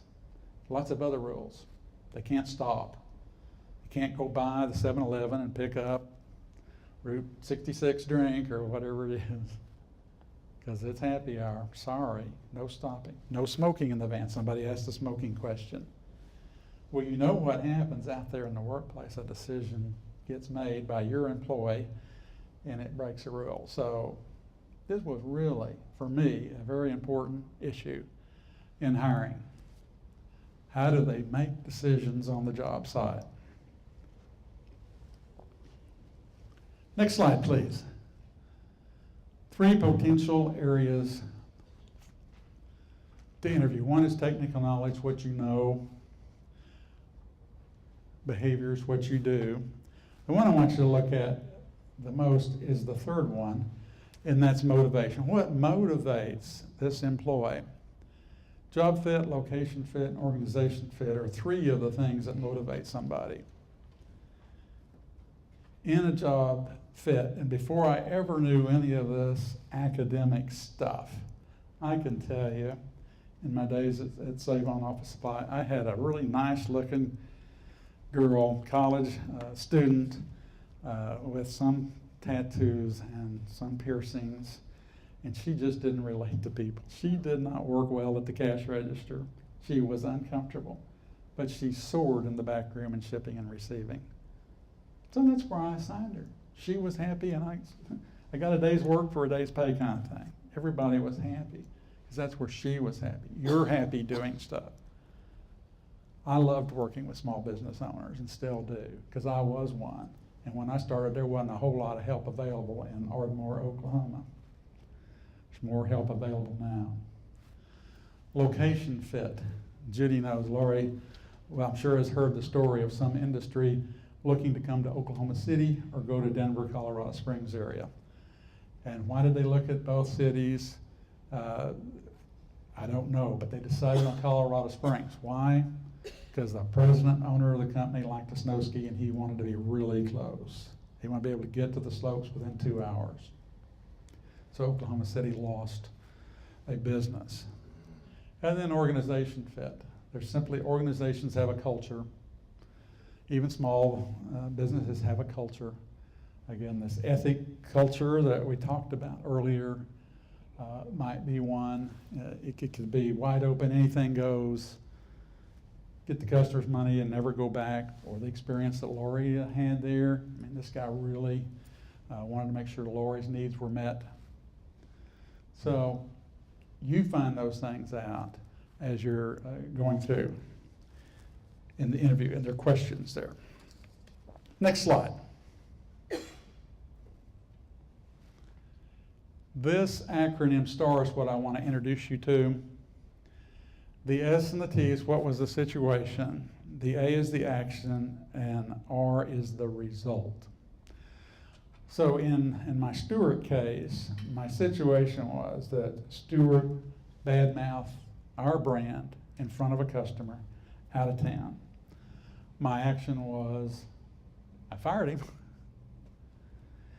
But the result was no unemployment claim, and he was actually relieved that he didn't have to do this job. He knew he was failing. That's what you're looking for. As you have the candidate in front of you, they may not tell you everything you need to know. So you have to pull it out. Well, how did that turn out? Or they may say, we did this, we did that. If I was telling you about our state HR conference, I could talk about we all day long. That's me and my co-chair. Until it came to money, I'm the only one that touched the money, flowed the money in and the money out. But otherwise, if I was describing the planning that went into it, I would really have to work to give you an I. I did this, I did that. I could tell you about the shirts that the volunteers ran, because when it was time to buy the shirts, what everybody wanted wasn't available, and I had to make the decision. But otherwise, it was pretty much teamwork all the way through. So keep that in mind. It's a great way. Next slide, please. Questions, questions, questions. What do I want you to know most in that? Ask and listen. Well, here's where I'm going to tell you a story of somebody I worked with on an interview panel one time who wanted to ask something that really wasn't job related. You've heard Joe say that, you've heard me say that. We want job related questions. But we had somebody on the panel, and happened to be an administrator at that, and he was interested in hearing about examples that might have offended a prospect that were crude, sexually suggestive, politically incorrect, that might come into their email box at work. I would not want to suggest that Great Plains Technology has a lot of that going on. But the reality is, people send jokes around, and sometimes they are politically incorrect and offensive. And even though Pat Beck and I worked on him not to do this, it's not job related, don't do it, he did it anyway. But he didn't get anything. Second round came. At least we got him to ask the question in the right format.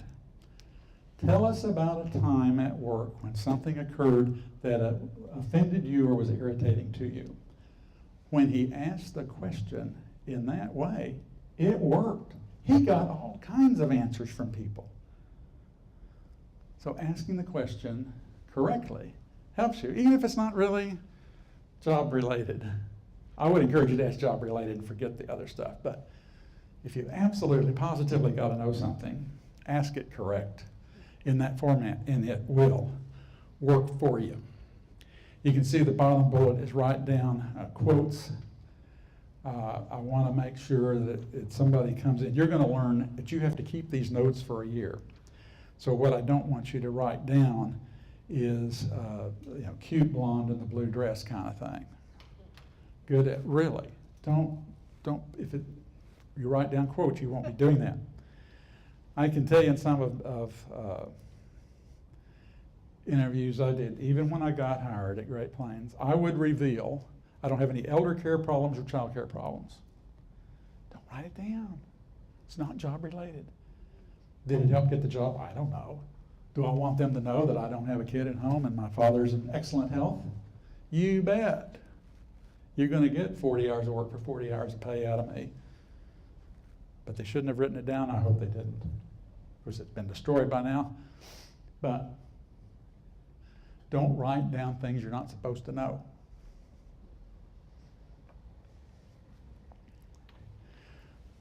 Or, I see another one of my notes, Methodist. Again, small town, you know where people go to church. Don't write that down in the margins. Go to church with them. See, Judy's over there cringing. But this happens. You get really big, like where Joe is with 350 employees, you might actually do an HR audit one day and you pay somebody to come in and review your records. You don't want this to be found. And you certainly don't want it found by the government when they come. All right, next slide. So how can you correct that if you've already made that error? You hope that they never come. I'll tell you what, we'll get to a slide that tells you when you can destroy things. Okay, true or false? I have drummed with recording artist Stevie Wonder. I brought a drum. Before you answer that, I'll demonstrate that I can do this. I was in the music business, right? Oh, good. Anybody know what a drum circle is?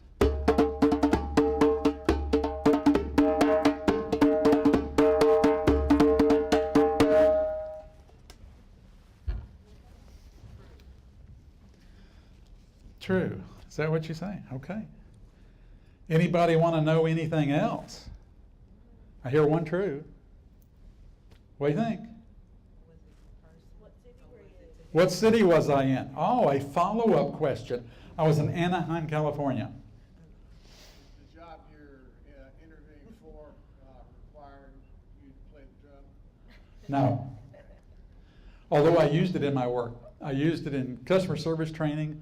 I used it in strategic planning. If I was interviewing for the job that I had at Great Plains, you bet I'd talk about it. How did you plan the drum? In strategic planning, I do a drum circle. Everybody participates.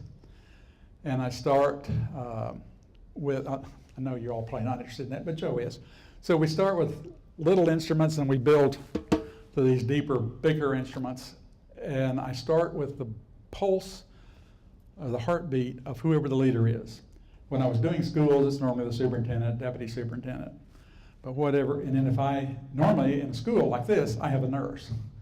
So I have the nurse give me the pulse. If I don't have a nurse, then either I feel it or I fake it. But I want to get about 65, 70 beats a minute. And I start with those little voices and they're doing this. Shakes, or they're banging on things, they get to this drumming. I speed them up, I slow them down, I divide them up, I get different groups doing different things. And then when we wrap up the first one, I make these points of whoever the boss is the face of the organization, but it takes everybody else that works here to be the blood of the organization. So you need everybody. Need everybody is the big point. Speeding up, slowing down, loud, soft. That happens in the workplace daily. Following directions. These kind of things. And then I have some others, activities. I need 30 minutes to 45 minutes to work through it. But it helps the board before they start into strategic planning. Any other questions? So is it a consensus that this is a true story? Well, Judy knows the correct answer. I've got somebody doubting over here. It is a true story. I'll tell you the answer, yes. And again, in a follow-up question, when did you do this? Anaheim, California. We were at a music merchant convention, and you have a drum circle one of the nights. And this is a convention of retailers, manufacturers, distributors from around the world. About 80,000 people attend over 4 days. And came out and the public's invited to a drum circle. And we had 1,000 people when it started. And about the time that Stevie Wonder came, there were probably 300 or so left. The public was invited. He was not there as representing any manufacturer. He was not part of our conference. He was just somebody in the Anaheim public neighborhood, and he came. And he sat right here in front of me. And my wife's on the end. And all of her pictures are the back of his head. Why didn't you go out and take a picture of his face? I'm actually going to tell that story tomorrow, but for a different point. And tomorrow I'm going to be talking, when I tell this story, about star power. Stevie Wonder had some real star power. And we had stars of the drum circle movement in America leading this group. But everybody was just gaga goo goo over Stevie Wonder. And Joe and I will probably remember little Stevie Wonder. He is not little, he is big. He is not fat, he is big. Big head, big neck, big shoulders. He is a big man. And he played 15 minutes or so with us. He led us in a number, he sang some hit. Everybody, All right. There you go. There's another one on the screen. I participated in 8 Oklahoma City Memorial Marathons. This is the current one from this year. They changed the design. You Tulsa people don't know. You Oklahoma City people changed the design from round to the oval. They changed the color. True or false?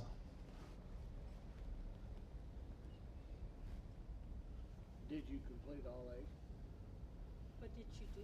Did you, Now, here's the question. Here's the question. Yes, I have walked. did you volunteer? Did you run? Did you walk? Walked the 5K, the untimed 5K, 8 consecutive years.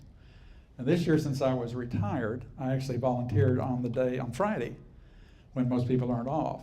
And the place was loaded with retired teachers. It was a great place to meet people. And I was involved in passing out the race packet to the half marathon Yes, that's true. on Friday. And so it was a hoot. If you do this all the time, a regular person would know from a distance that I did not run 26.2 miles, because this is a different color. And it even says 5K on here. If you got close enough to the 7 before it, this was solid blue, but the other races were something else. So anyway, it's kind of a fun. The point is, button pusher, your lesson is to ask follow-up questions. Okay? That's the big clue. Ask follow-up questions. Otherwise, you don't know. Did I tell the truth? Did the person you're interviewing tell the truth? Okay, next slide. Questions to avoid. Leading is what you write in there. It signals the person to give the appropriate answer. You can work in Excel, can't you? Oh, yes. That's a leading question. The curveball question would be like what the person I worked with, trying to find out if somebody was offended by a cartoon that came through your email today. And it wasn't job related anyway. And the third one is illegal, and we've got a whole slide of illegal things. So, avoid that. And another one you could write in, which I should have put on that slide, stay out of the woods. This is not my term, this is a Pat Beck term. Stay out of the woods. Don't ask, what would you do if? Don't ask that. The employee's going to tell you what they think you want to hear. So don't ask a hypothetical question. All right, next slide, please. During the interview, and you can read the columns yourself, you don't ask marital status. And again, even in the last 2 or 3 years, I was in one of my favorite stores in Lawton, and the owner was asking this. No.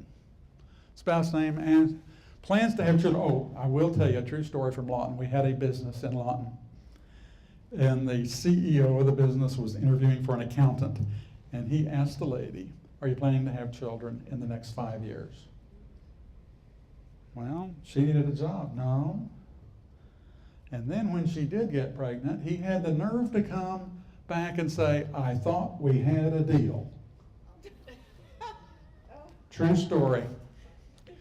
So you can see all the way through, it doesn't matter, own, rent, clubs. I haven't seen you at the Knights of Columbus lately. Well, no. Child care arrangements, it doesn't matter. Again, here's your smoker, non-smoker. It's not job related. Height, weight, doesn't matter. Age doesn't matter. Maiden name, don't go any of those places. Next slide. You close off the interview. You give them a chance to ask any question, and you give them a chance, anything you'd like to add that you haven't said. That's where I would add, no child care, no elder care. Don't write that down, but you know. You'd be surprised what people volunteer on that question. It's amazing. And then at the end of the interview, you still confirm they're interested in the job, even though you've done your best. We have had people at the chamber and school, and no, they're really not. Explain the next step, thank them for their time. The last bullet's kind of important. Escort them out before you start talking about them with the other people on your panel. Make sure they went out the door and didn't turn around and come back to ask some question of you. Really? I've seen this happen. Next slide. Who may not do well with this style of interviewing?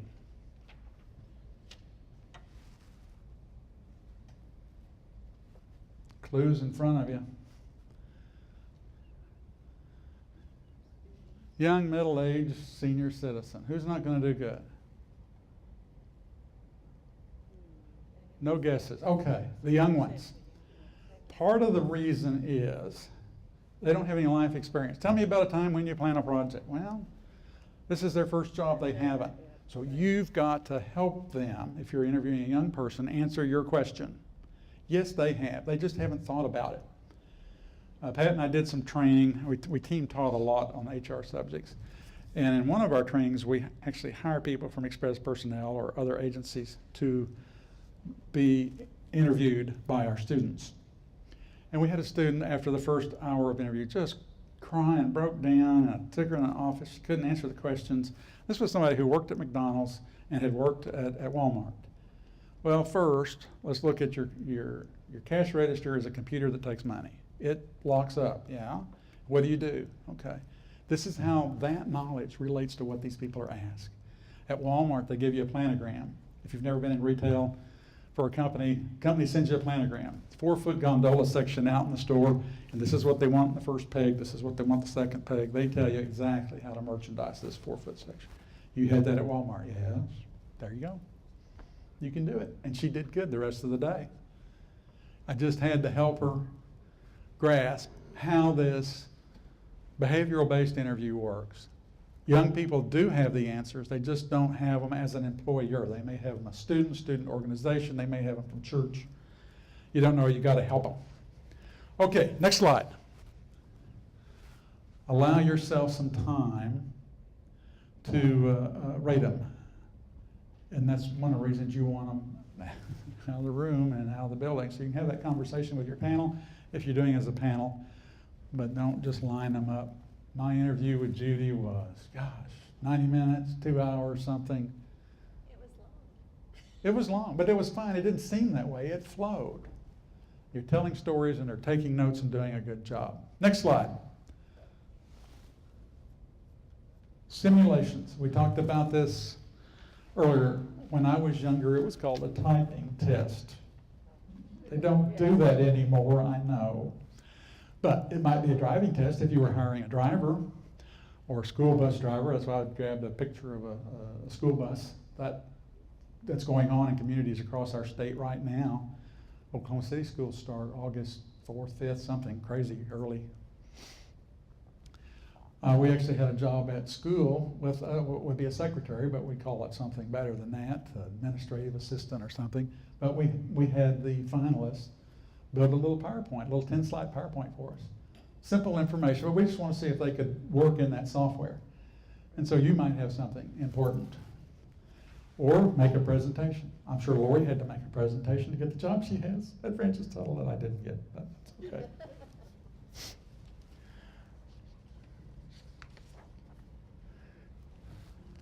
Next slide. There's your second lesson for the day.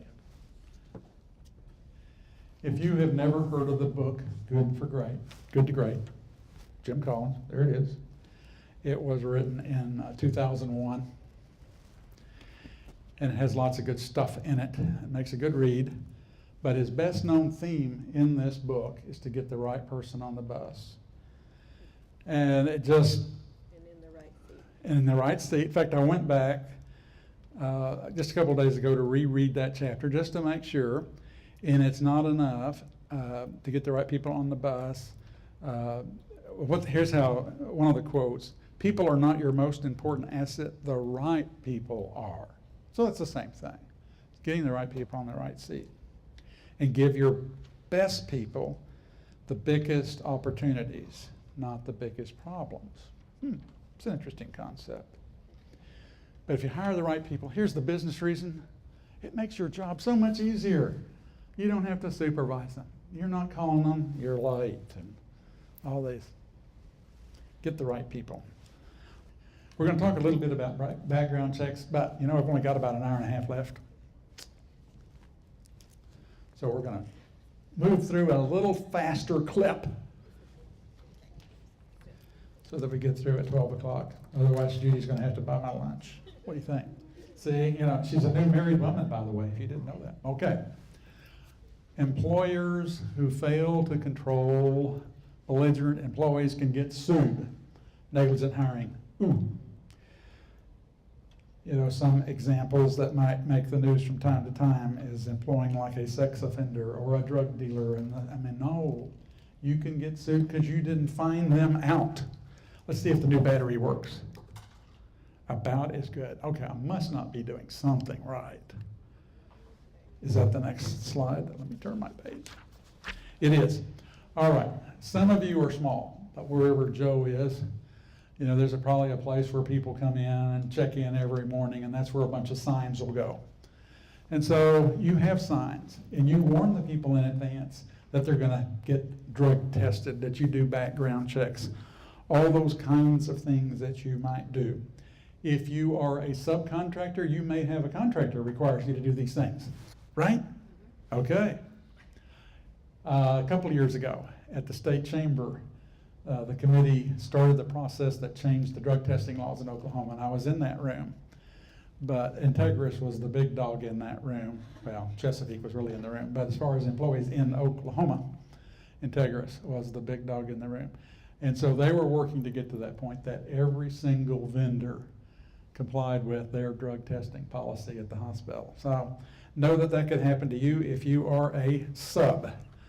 So let's see if I can do it. Oh, come on. There we go.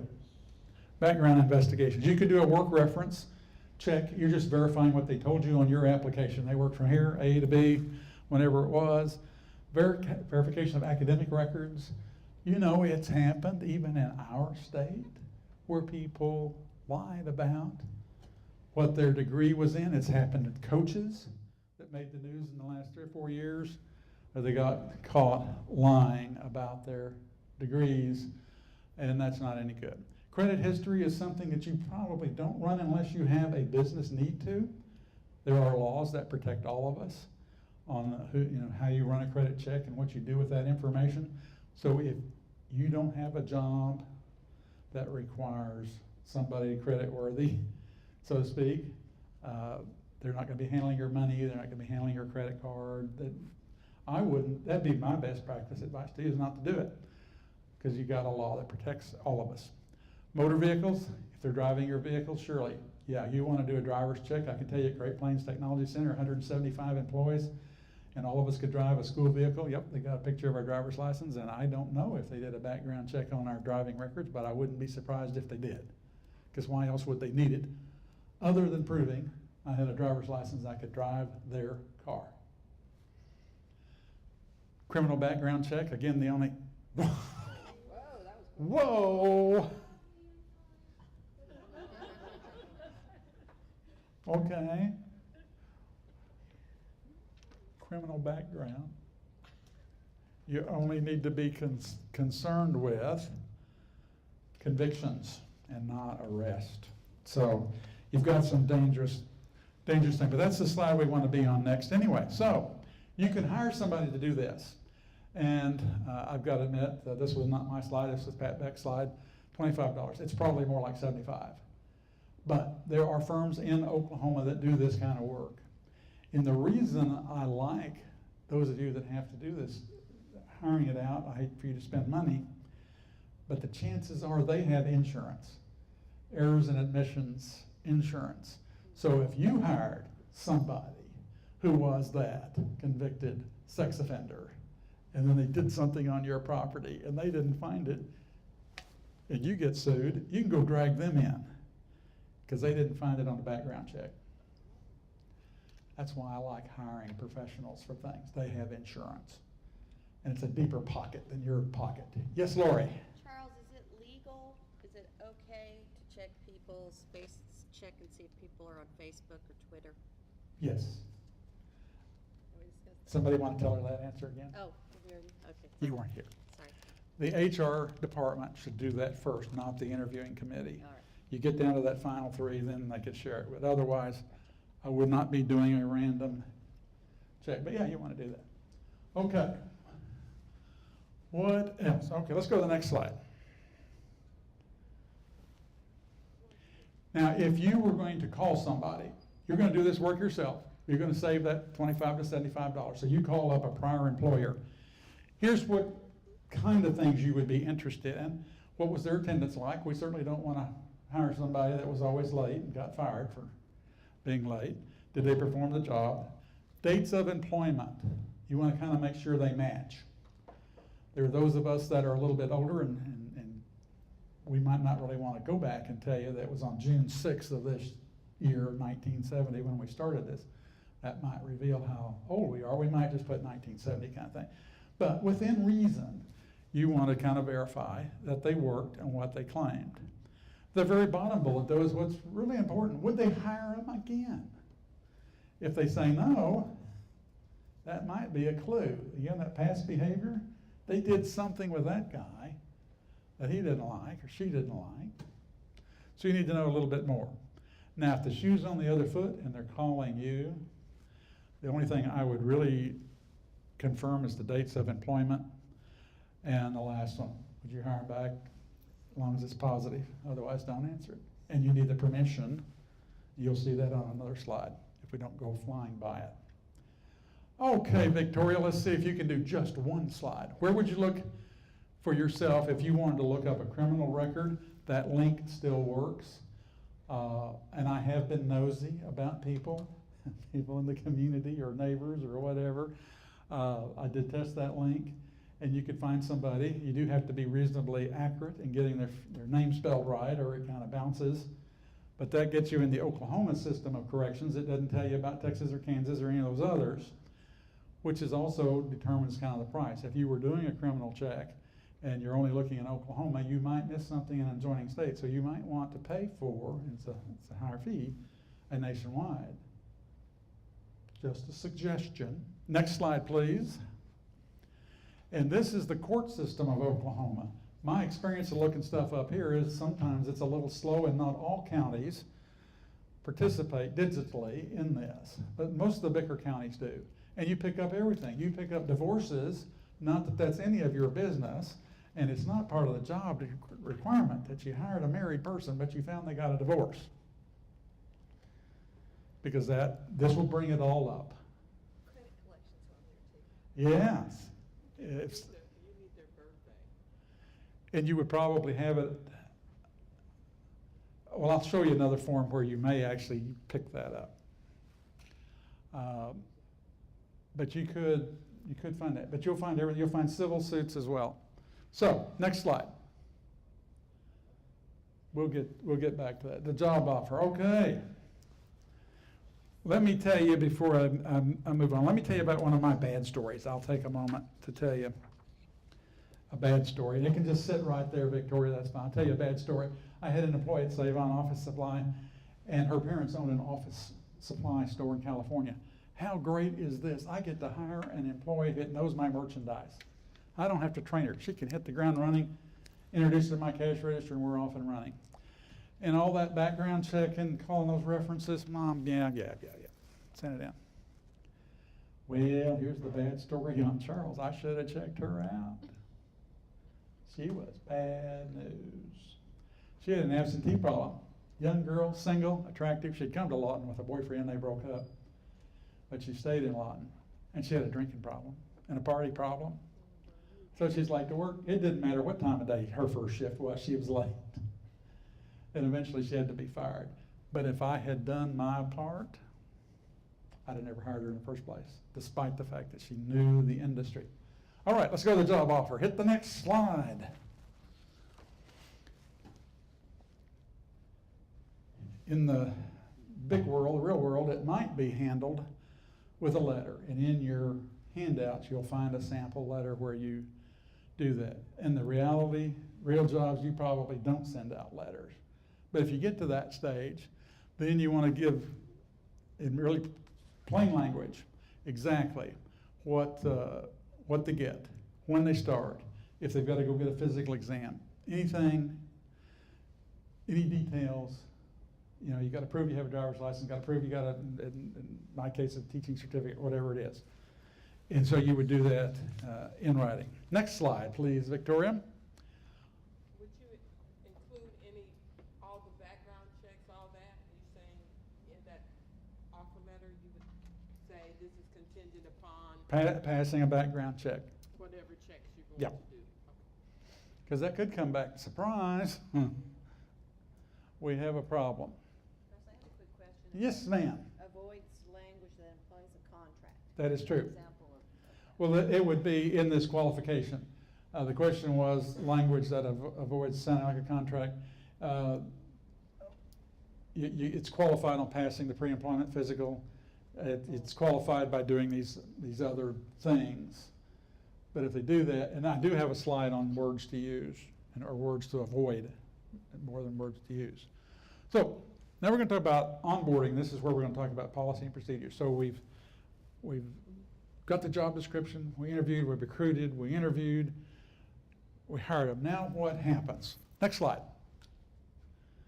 This is a process where the employee might learn about your organization, your structure, mission, value. It's where you're going to do the paperwork, going to hand out the employee manuals. And go to the next slide, kind of duplicate some of that. It is customized for your company, but in one of your handouts this morning, this is all you've got is this policy and procedure manual, and it's really thick, and you would work from that and customize it for your company. Enrollment forms have to do with insurance, W-9 and 4 we'll talk about on separate slides. I don't know if you are an industry where you would have a non-compete agreement. That would simply be where you could not go to work for a competitor a certain period of time, and that may or may not stand up in a court of law anyway. Unless you were doing a pretty high up executive, I wouldn't worry about that. Next slide, please. Required training. You may have some required training that you came up with, or if you're a subcontractor, your prime requires some things. Like OSHA training, and I have a slide for OSHA somewhere this morning. Sexual harassment is something we got from time to time at school. Diversity is a frequent subject, at least in bigger organizations right now. And of course, customer service. So you may or may not have some training. We had customers and clients in our Great Plains School District that did all this online. They had a little computer classroom. It didn't really require a teacher. The new employee just went in, sat, did the modules online, answered the questions, and went on. So this doesn't have to be a big time-consuming thing for you. Look at the next slide. Policies are those guides that help in decision making. So for example, if we said our company is one that has safety first as a value, okay, that's a policy. How you do it is a procedure. So you can hit the next button for me, Victoria. Procedures are the chronological sequence. I had, from time to time, again at school, they would have these training safety, even for people like me that were teachers or instructors and coordinators, how to report an injury. And I had a class I was responsible for, not much bigger than this one, and I had someone attending who did slip, trip, fell getting into the building. And we just had this training, so I knew what to do. You call the school nurse. Great, got the lady in the classroom, got her sat in, called the nurse came, nurse took her away, did everything. And we had some paperwork. We all have paperwork in our job. So the paperwork, the nurse completed. And I called her to make sure I don't have to do anything more, right? You do it all. Yes. It's in the policies where that kind of chronological thing would be put for your company, whatever area we were talking about. As we were talking about smoking in the first half there before the break, if they get 15-minute break and it's scheduled, might put in there if you had a smoking area. Smokers go to that area, and that's it. Otherwise, smoking is prevented in all other areas of the plant. Period. You carry it policy procedure manual. The next slide up is another talk about. Did we go too far? We went too far. We want to go back to starting point. One more.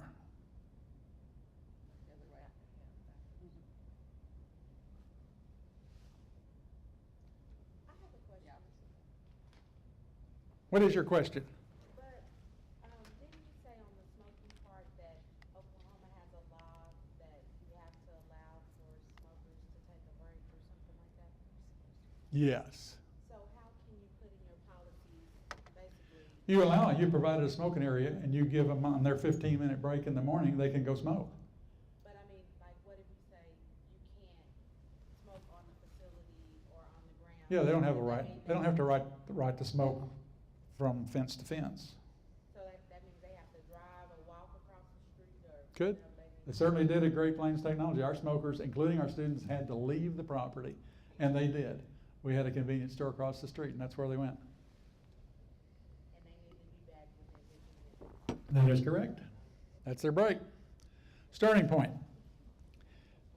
You may have an explanation. You may have goals. For example, where I was at Great Plains Technology, the school had their mission and vision statement, and then my department had a mission and vision statement. And I'll digress a minute. In my music store's name was G&G Music, so I came up with a slogan when we bought that company, putting music in your life. Well, I thought that was the mission or the vision. Then when I had a little academic training, that was just a sales slogan. How do we put music in your life?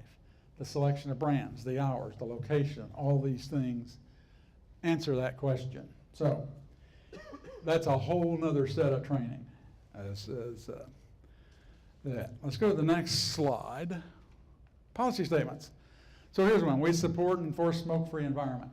So that would be the big policy, and then how you do it.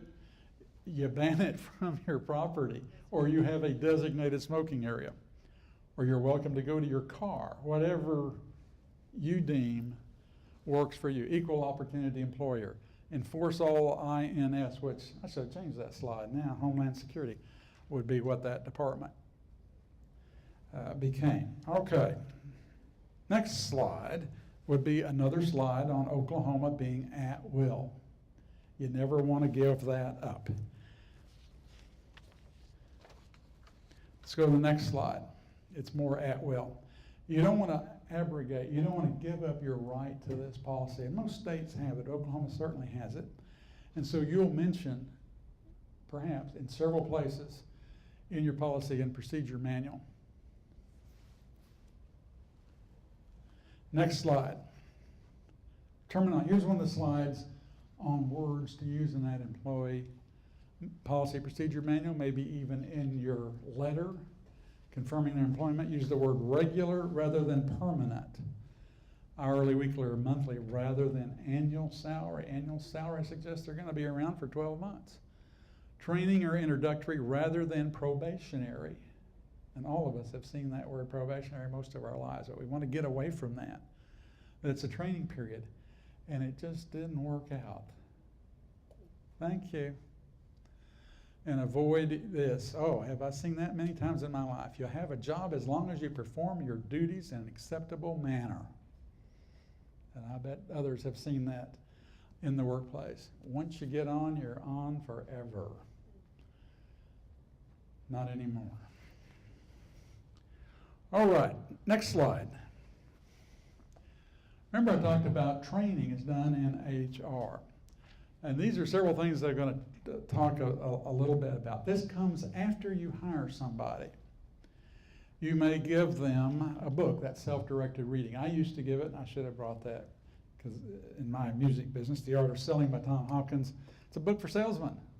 And just even the high school kids we'd hire, I'd give them a book to read and get them excited about selling. I loved selling. I made a great retailer.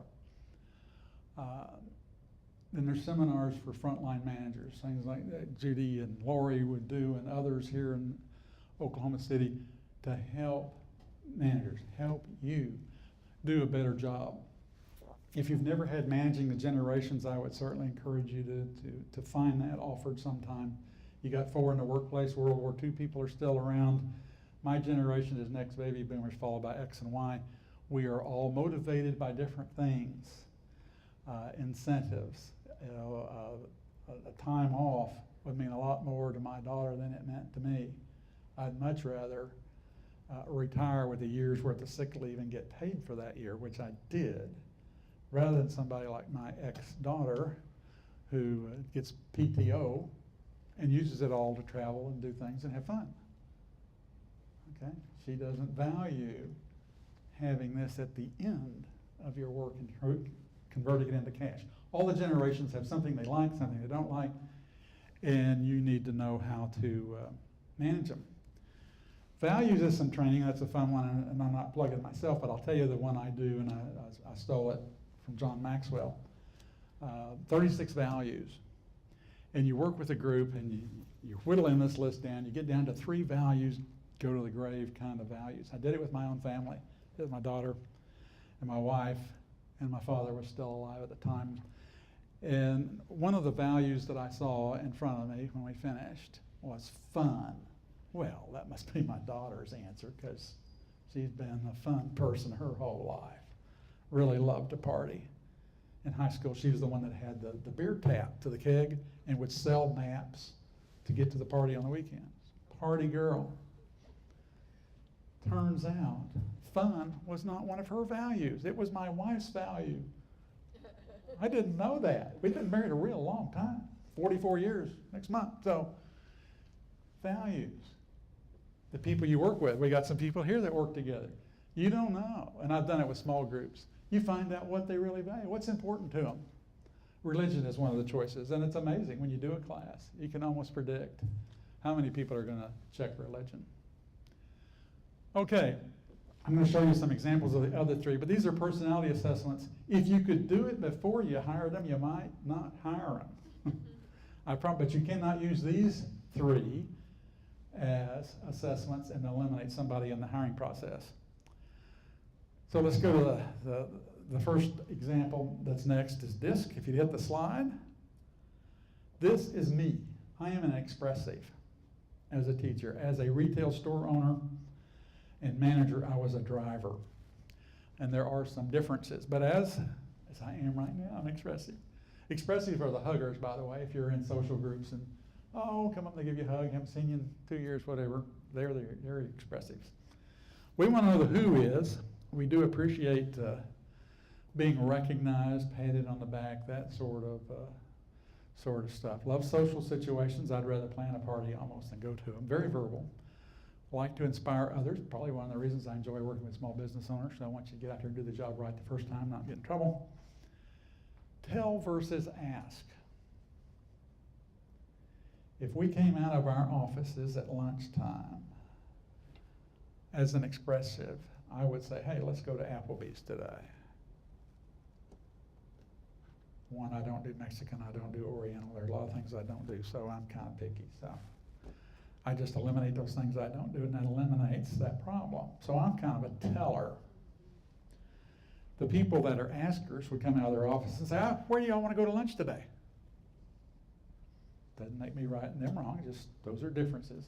And then the next one, are you a people person or a task person? If you could just answer those 2 things in the interview, that might help you.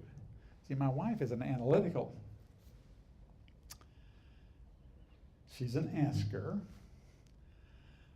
and really a task person. And if you could see how they act in the workplace, it would have explained so much. If I'd known that when I went in business with her, oh my gosh, I might have made a different decision. Yes, we complement each other, that's for sure. Oh boy, it sure explains a lot of her decisions as a business owner. Good communicator, enthusiastic, imaginative. Next slide. Some clues that you're dealing with an expressive. Office is a mess. I can tell you, even at Save-On, and I made them a lot of money, I had 2 reviews out of 4 where the district manager wrote on my evaluation to clean up my office. But I made them hundreds of thousands of dollars of profit, so I didn't really worry about it. At Great Plains, we turn in self-evaluation, so I always just put in, office is a mess. They agreed. They never disagreed. But it's true. Favorite savings on the wall. Files, yep. Plants, flowers, probably dead. Again, that acknowledgement thing. Plaques, trophies. When we moved up here full-time last summer, one of the things, bless you, one of the things I threw away, I've hung on to my plaques and acknowledgements. I threw away in the summer of 1964. I was the second best teenage driver in the state of Oklahoma. I threw that plaque away. I hadn't shown it in years, but I still had it.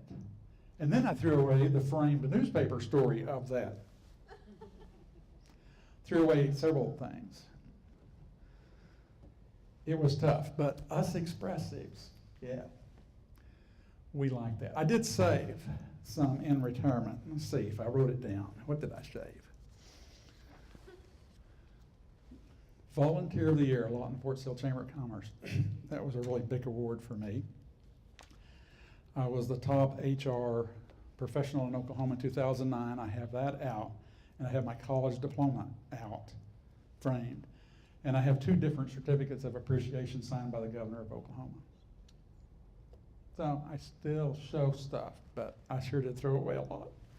All right, next slide. 2 colors I've never been through. Perhaps Lori has been through that. And you end up, you leave the room at the end of the day, you know what color you are. And I tell you that because in Lawton we had an employer, Eagle Systems, a government contractor, and they did it in everybody's cubicle or everybody's private office outside under their name is what color they are. So when you walk in there, you knew what you were going to be talking to. There are assessments that help you do a better job. Next slide. Myers-Briggs. If you haven't, Myers-Briggs, again, is another famous assessment. I don't do it. I'm not authorized, but somebody I'm sure in this market is. I am an ESTJ. My daughter is an ESTJ, and my wife is something totally different. The E is extroverted. Any question about me not being that? My wife's very introverted. Okay, so my focus external, yes, live in a world of facts and needs. That's why I do pretty good in bookkeeping. Yep, take charge person, yes, I'm frequently the board chair eventually. And clear vision of the way things should be, mine, yes. Model citizen, yes, served on lots of boards. Mow the yard, vote. We moved here last June. I got registered in time to vote in the August primaries, yes. Voted in the school board election for Oklahoma City, even though I didn't have a clue. Don't have to join the PTA, but I do attend the homeowners association meeting. Exactly me. And there's one for you, and I'll bet you. Go look it up. Go look up Myers-Briggs and figure out what you are. You will be surprised. Next slide. The bad news is we're halfway through my slides, and look how many I eliminated. Okay, next slide. I want you to know about some of this paperwork. This was a law I didn't know about for 10 or 12 years after it was on the books. I hope you all know about it, because I didn't. I mean, I was even in my job at Great Plains and didn't know about it. And certainly my wife running the family business didn't know about it either. But you have to tell OESC, and there's the link, when you hire somebody. Why? Because they're going after normally deadbeat dads, deadbeat parents probably is be more politically correct.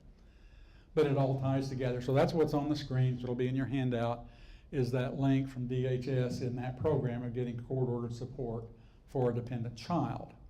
And what I learned when I went to pull that up to put that on the slide, you're required to tell them when that employee leaves your employee. Right, I think that's fairly new too, but. You know, great. I just learned that you have to tell them. Now you have to tell them when the guy leaves. Yes, ma'am. Well, what they told me though, what they told me was they really only need to know if they have a court, if they're in the child support program, then they need to know the termination date. That makes sense. If they're in the child support system, they need to know. All right. Is that something that you learn as an employer? Did you learn that information? That, yes. Yes, Yeah, eventually, I'm sure they send you a court order. yes, you'll get a court order and Okay. you'll have to be deducting from Oh, their right. paycheck. The question was how you learn as an employer, and you should, and I'm reasonably sure you get a court order Yes. telling you to start taking this money out. It would be similar to a garnishment, I imagine. They look at the net pay and back into what you cannot do. So there's something you need to know. Next slide. I hope every one of you are familiar with the W-4s. That's when the employee tells you how much money to take out, and but they tell you whether it's married or single, how many exemptions, and almost everybody's using a computerized payroll. But if you're not, I'm assuming it's still printed and mailed to an employer. My wife never did use online stuff, so she would have the hard copy. But that's why the W-4 is important, and it could change. Obviously, if somebody got married, Judy just got married, she might want to change what she was doing. The I-9, we'll talk about that. You have the I-9 also in the handouts that I provided you. It had changed recently, but we'll talk about that a little bit more. This is part of that onboarding stuff. You get it, and you see the message here, and you'll see it in another slide. When it comes to this interviewing, you keep all the documents on hand for 1 year. The application, the interview forms, the notes, you know what you put on there, cute blonde and blue dress. Please don't, because somebody could see them. You hang on to this for a year. If you did background checks on 2 people or 3 people of the finalists, you keep those. What else? A little note that I had. Oh yeah, I would suggest that you keep your advertisements for that job. Did you advertise for a truck driver and then you hired a secretary? You know, whatever. Next slide has to do with E-Verify. Is there anybody that doesn't know about E-Verify? Good. All of that link still works too, in case you needed some more information. Next slide. Okay, next slide will help us. If you are a sub and the threshold is very low, you have to use E-Verify. Here at Francis Tuttle, they use E-Verify. And it's simply a convenient way online to verify that each worker is authorized to work in the United States. It's done online, and hopefully that's where we're getting and stay and get it even better. But you can see this slide was added because of you as contractors and our 3 from the department back there. Any comment about E-Verify and I-9? I don't have any comments about it because we don't, I mean, pretty much most of the contractors do it though. Okay. Well, I think it's in our ODOT contract. Does it say that it has to be E-Verified? I'm not sure. I know it's in our City of Tulsa When we go contract. do contract compliance reviews, we ask if they E-Verify, but that's all we do, we just ask if they do it. Most, pretty much, probably 100% of them that we ask say they do it. And it's free. Yeah. Right, it doesn't cost you. Right, but you also have to make sure any subs you hire are also following the E-Verify That's right. portion. So you have to send a letter to them and ask them to send a letter back to you that says they are compliant. And so anytime you hire a new sub, you better be getting a letter from them. So did you hear what she said? If you're using a sub, subs also have to use E-Verify, and they confirm back in writing to the prime that they're using that. Next slide. Victoria's doing really good. All right, here's just a page from Homeland Security that I wanted you to see. They have a page for federal contractors. And down at the bottom in the center, E-Verified Supplemental Guide for Federal Contractor Manual. So If you want a lot more information, there it is. Next slide, please. Keep the records. As we've already said, federal law requires you to keep all that application stuff for 1 calendar year. I-9s are kept for 3 years from the date of hire or 1 year from termination. That's really not a new act. That IRCA goes back to like '86. And we were in business, in the music store in Ardmore, and it was the banks and the Chamber of Commerce and bring us business leaders together to explain this and show it, and we've been doing it, and it was pretty easy. And it's changed a little bit. For example, you could used to be able to show an expired passport. Now you can't. Now if you show a passport in column A, it has to be a current passport. I always show a passport because that just threw people off. Huh? W-4 is kept 4 years from termination. Again, this is a tax thing. It's the IRS, and they might be auditing you, or they might be auditing the employee and need to prove something. So that's my guess of where the time came from. Next slide. Your EEOC reporting. This catches all of you doing government contracts, I suspect. As the compliance person in the back is smiling. And when the reports are due, posters, we're going to show you more details. Anybody have any real questions about the EEO reporting? Some of you probably know more than I do. I want to say something. Okay, let me give you the microphone then.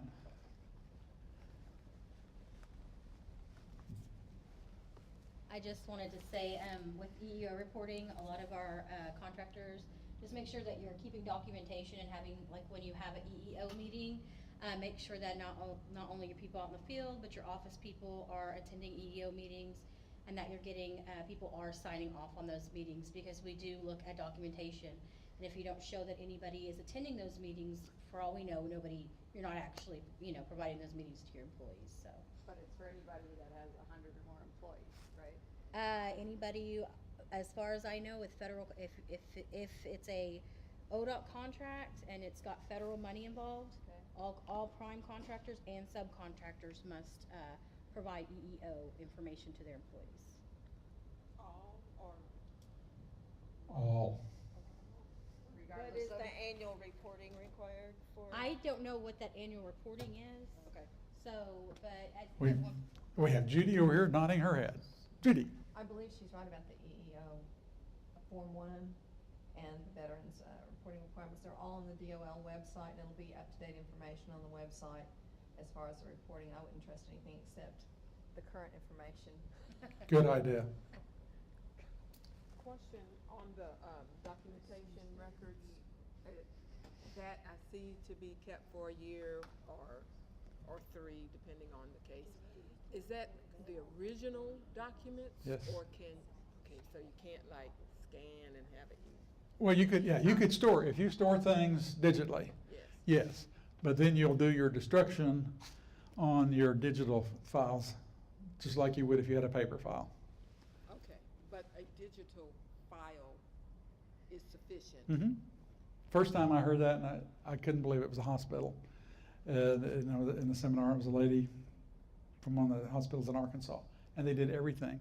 Every original document had been destroyed within 3 days. Really? How can you do that? But yeah, digital is fine, but you need to remember you got to throw it away, or destroy it, not throw it away. I stand corrected. All right, next slide.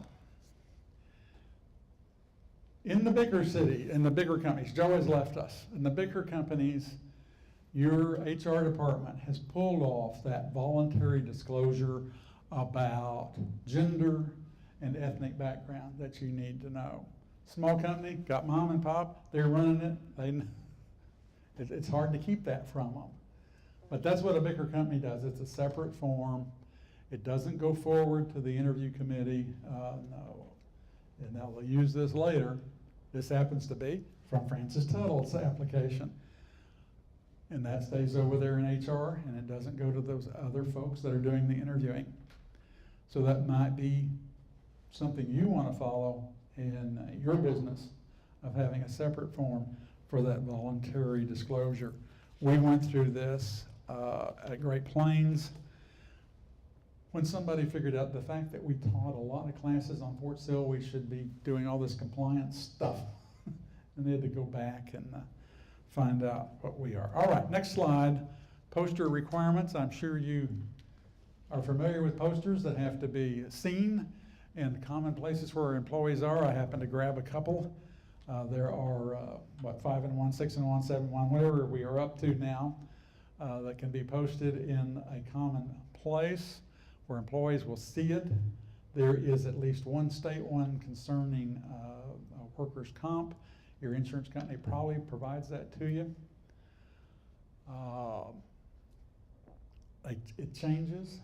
If you watch the news, one of the things that the National Labor Relations Board tried to do is require employers to post one talking about union membership and the right to organize, and that's being held up in the courts at the moment, but it could happen. So,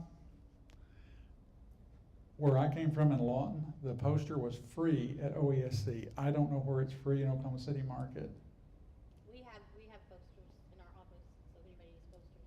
Yeah. You can buy those online, you can buy them at office supply stores and pay perfectly good money, or go see them and get it for free. Yes, ma'am. We get probably at least one mailer a week of somebody trying to sell posters. Yep. Okay? And I think for a lot of people, it's very confusing, you know, because it's a real sales pitch. Oh my gosh, you're going to be in violation if you don't do this or you don't do that. So they use a lot of scare tactics, I think. So what do you recommend as far as someone making sure they have everything that they need and they're buying it from a reputable concern and someone that also makes them aware of the new ones when they are available and it isn't just a sales gimmick? So the question is, where do you get the most current poster? If you weren't getting it free from the state, then I would go both to the Department of Labor website and the state level, because the state has some requirements too. And that would tell you. In fact, that's where I just grabbed those pictures from the Department of Labor's website.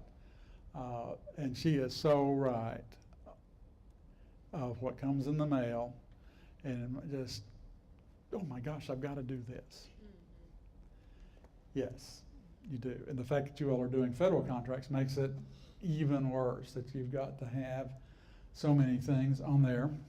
We'll talk a little bit about Davis-Bacon, but that's an example of something that applies to you guys that might not apply like to the music store.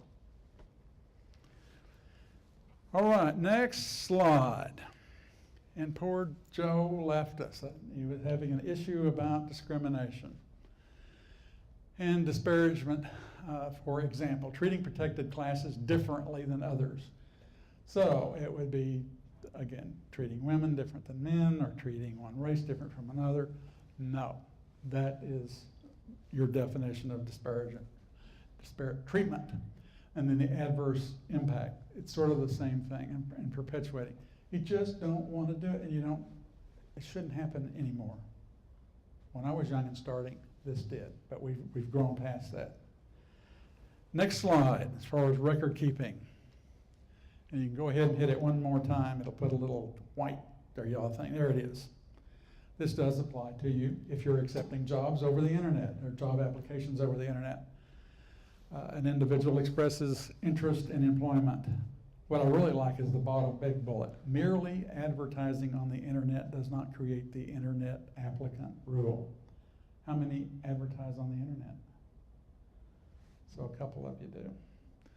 So you better look at that reference to make sure.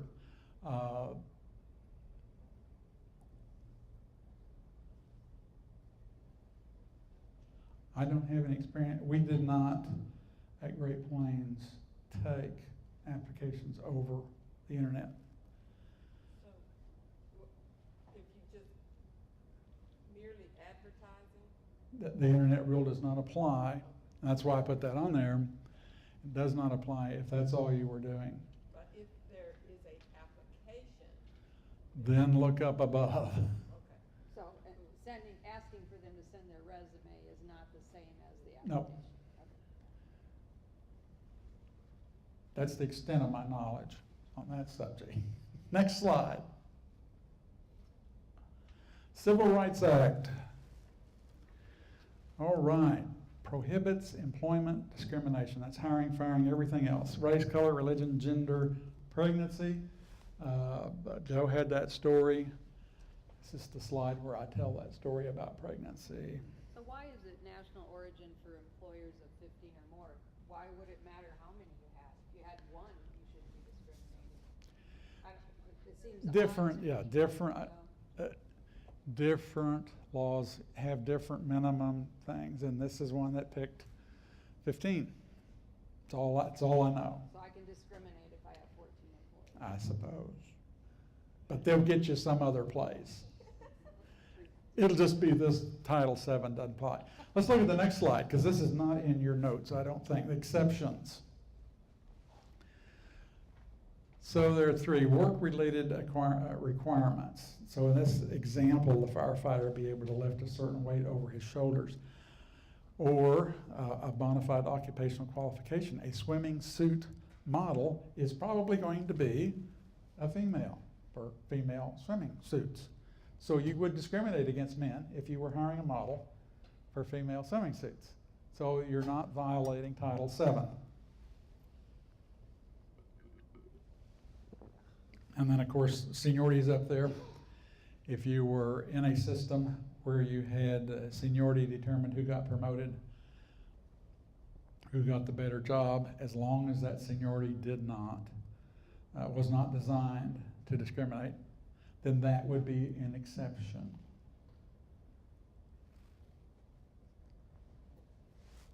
Again, that's not a slide that was printed.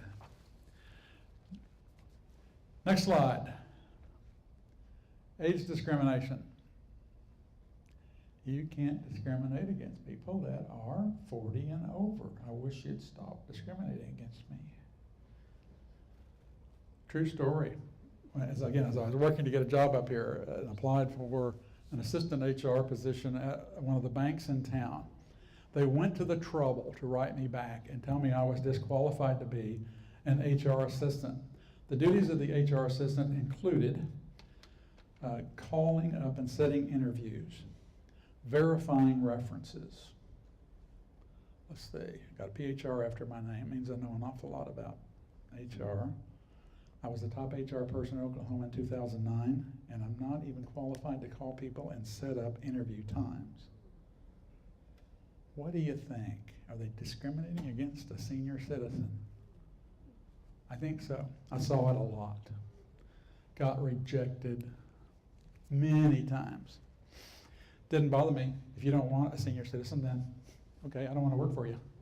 I'm not going to sue you. Okay, they actually said you were not qualified. Yes, they went out of their way to say I was not qualified.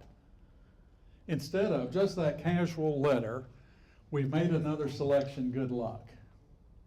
Went out of their way to tell me I wasn't qualified. Somebody doesn't understand what PHR is. All right, but this goes on. I promise you, you talk to people in my age group who for whatever reason still want to work. This goes on. So don't be guilty of it. Somebody might sue you. I won't, but somebody might. Next slide. Americans with Disability Act. This is just almost obvious that you can't discriminate against somebody that's disabled as long as they can perform the essential functions of the job. So again, the blind person is not going to be your taxi driver. So just kind of thinking a little bit, what would you do? You have an employee who becomes disabled. We had one at Great Plains, somebody who did the same work that Judy does, Leslie. And Leslie reached a point in her life she was confined to a wheelchair. And so she could do the work that Judy does, helping small businesses get government contracts, and she could do all the reports that are required in her job and all this. So what did the school do? The school rented a wheelchair for her, so she didn't have to bring her personal wheelchair to work, and her husband transported her. He would come in, get the wheelchair out of her office, bring it back, load her up, bring her back in. And then the school put the power doors on the outside so she could get in, and put the power door on the women's restroom. Didn't have any handicapped men, so. But that's what the school did as an employer to accommodate Leslie. So at some point, you know, you've got to make some accommodation sometimes to long-term employees. And it's not much. You know, renting a wheelchair was not much, and installing the power doors should have been there anyway for any of our guests. But they put it on there by her. Now, we had a question over here. Okay, what if you know that like one of the physical or mental disabilities will cause them to be away from work for extended periods of time? In the interviewing process? Well, You know, is there anything about this job that you've heard where you might be prevented from working 40-hour a week or working Monday through Friday? Or is there anything you've heard that would prevent you from that? Simple, it's a yes, no.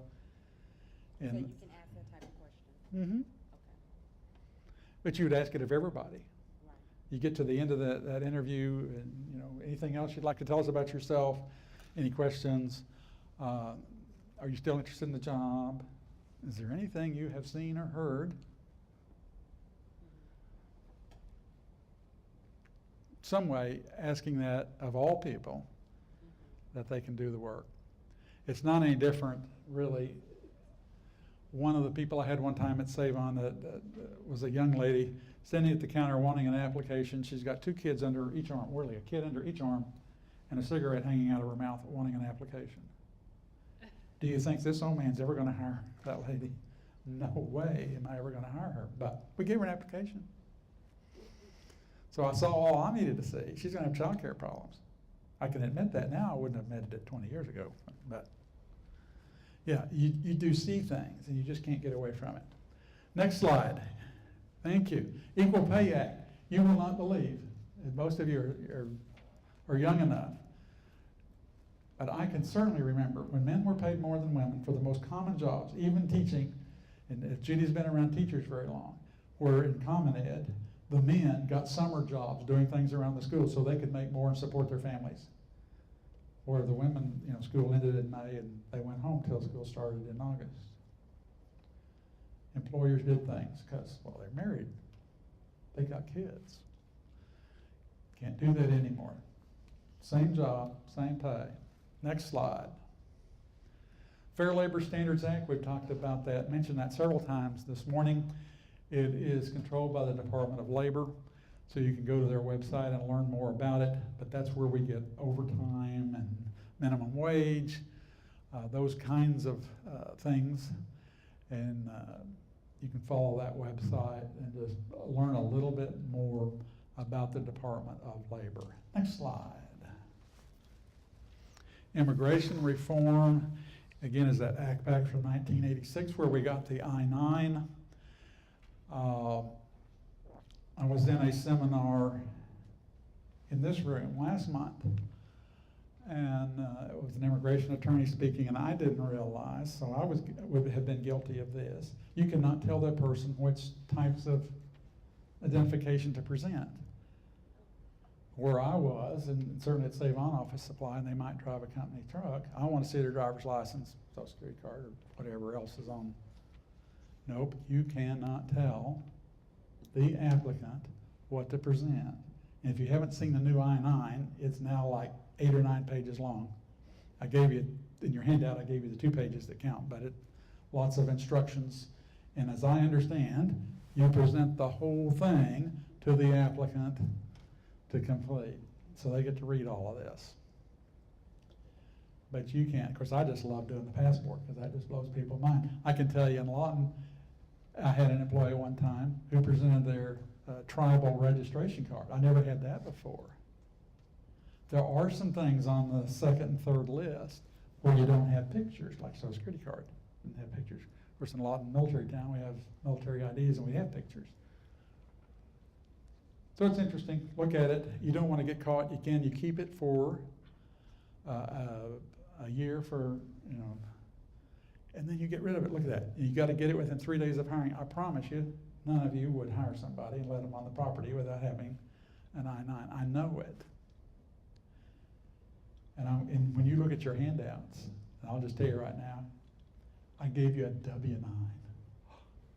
It's a different form. It has nothing to do with HR. But your business office will want a W-9 from any vendor you do business with.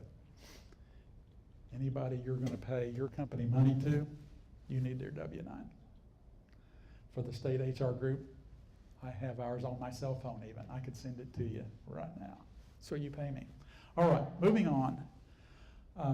As I said earlier, INS, as we know it, became the Department of Homeland Security. Next slide.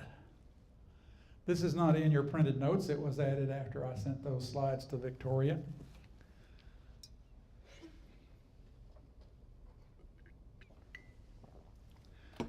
Good year, 1970. But that's when we got OSHA.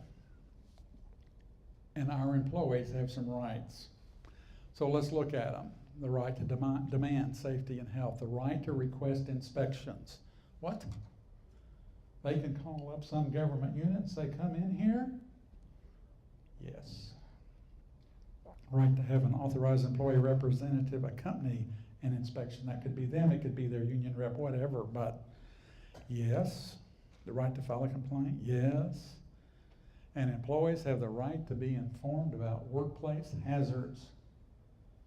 And you would think, where I just retired from school, yes, we were given that. And we know what hazards were in our building, and we know what hazards were in other buildings. And the right to receive training, which we got. All of these things we got back in 1970 from this act. Next slide.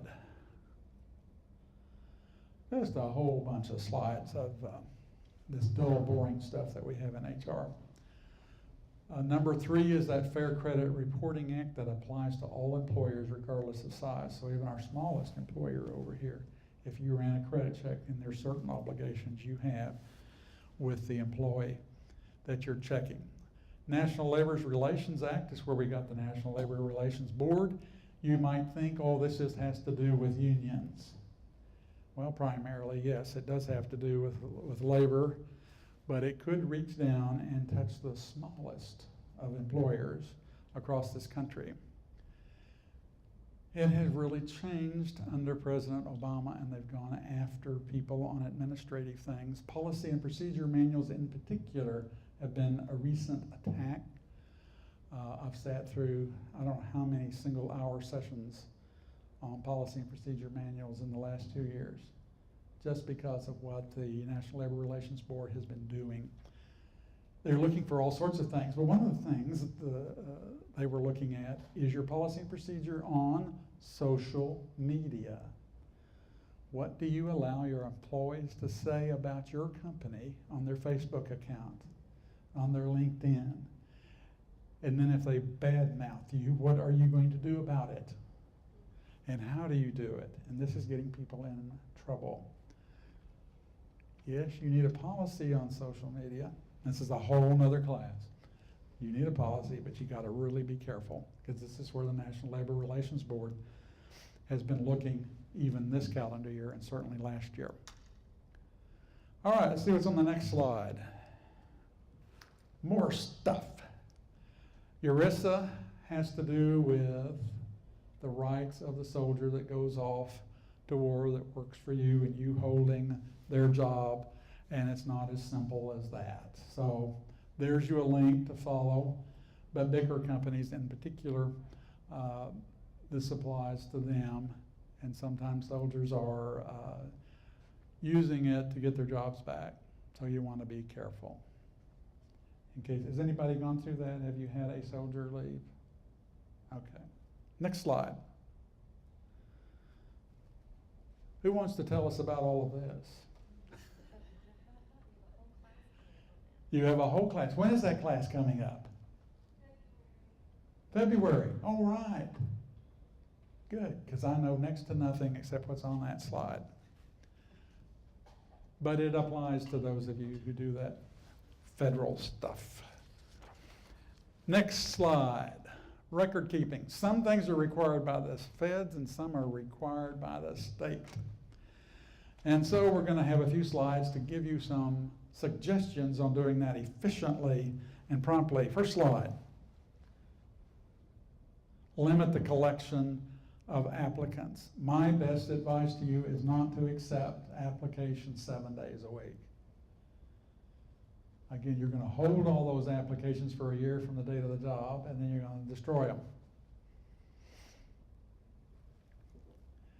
There is the suggestion like training records. If you have a training coordinator, or if your company's big enough, the training records could actually go be in his office instead of your office. Your office is a target. Next slide. Now, oh good, more federal laws. You have a protection policy that it recommends, reviewing employee records. One of the ways you can do that yourself, you can go through it. You can hire an outside consultant, and it's not me, but you can call me and I can give you some recommendations. And they do what's called an HR audit. And they come in and they go completely through your HR records, and they'll identify things that should be thrown away, destroyed, or stored someplace else. They'll look at your policy and procedure manual, tell you what is out of date, what needs to be changed. So there is a solution to that one. Next slide. And we're going to have several slides on things that are separate. Again, you think in a big company as an HR director or a manager, whoever, they have those daily personnel files, that routine personal information. But in another cabinet, somewhere else, maybe in the office, but secured, is medical information and other restricted information. Next slide. Limit access to personnel files. So if you grow to the point that you have a department manager or you have a work crew supervisor, does not mean they get to come in and go through the files. It's a need-to-know basis. And quite frankly, a foreman does not need to know that the worker just got a wage garnishment, or somebody else just happens to be pregnant and she hadn't told the group yet. You in HR get this stuff from several different ways. So what we want to make sure is in that primary employment file. Are you leaving us, Lori? Sorry, I have another appointment. Glad I got to see you. Glad I got to see you too, thank you. Bye. Okay. So you got to be careful. As Judy and I would look around in a school situation, superintendent comes in the office, guess what? Superintendent's not entitled to see the medical stuff and other things. So you could get a release from the employee first. Let's go to the next slide. This will help you maybe even more in greater details. What should be there? Now we're talking about that prime HR record that's in your office. All the documents for this employee related to the recruiting, screening, hiring.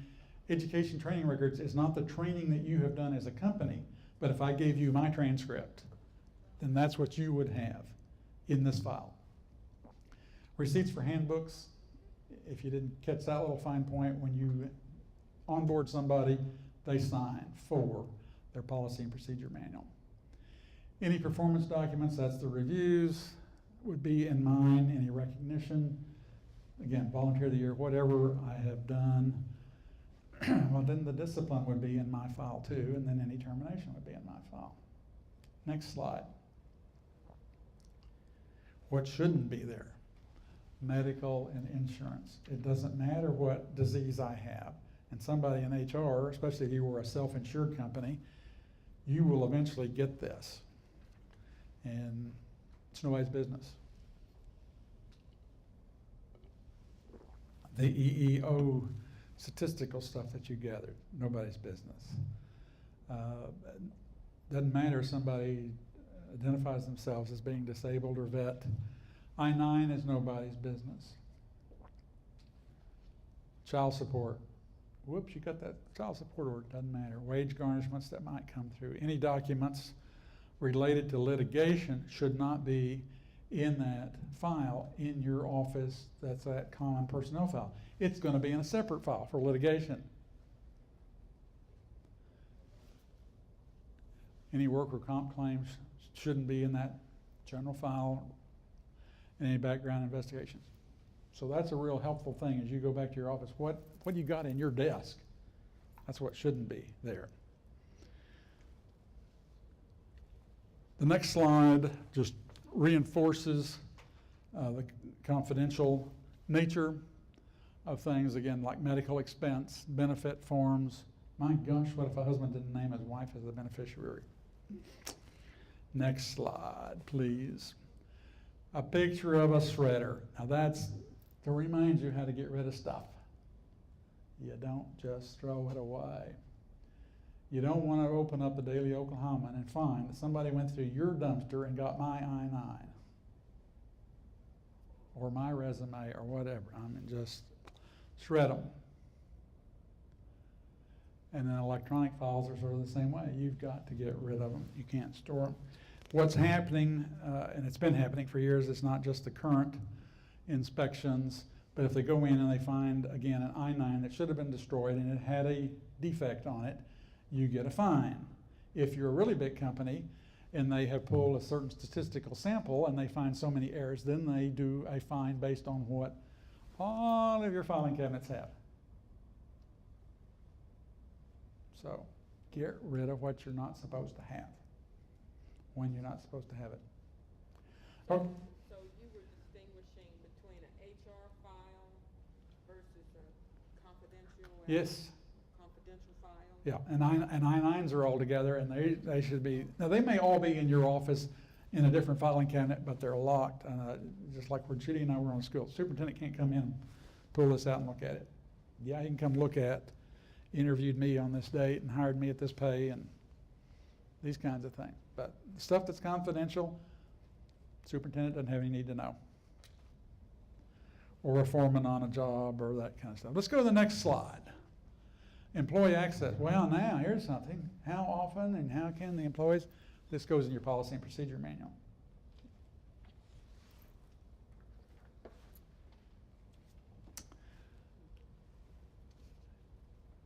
And let's go on to another. Next slide.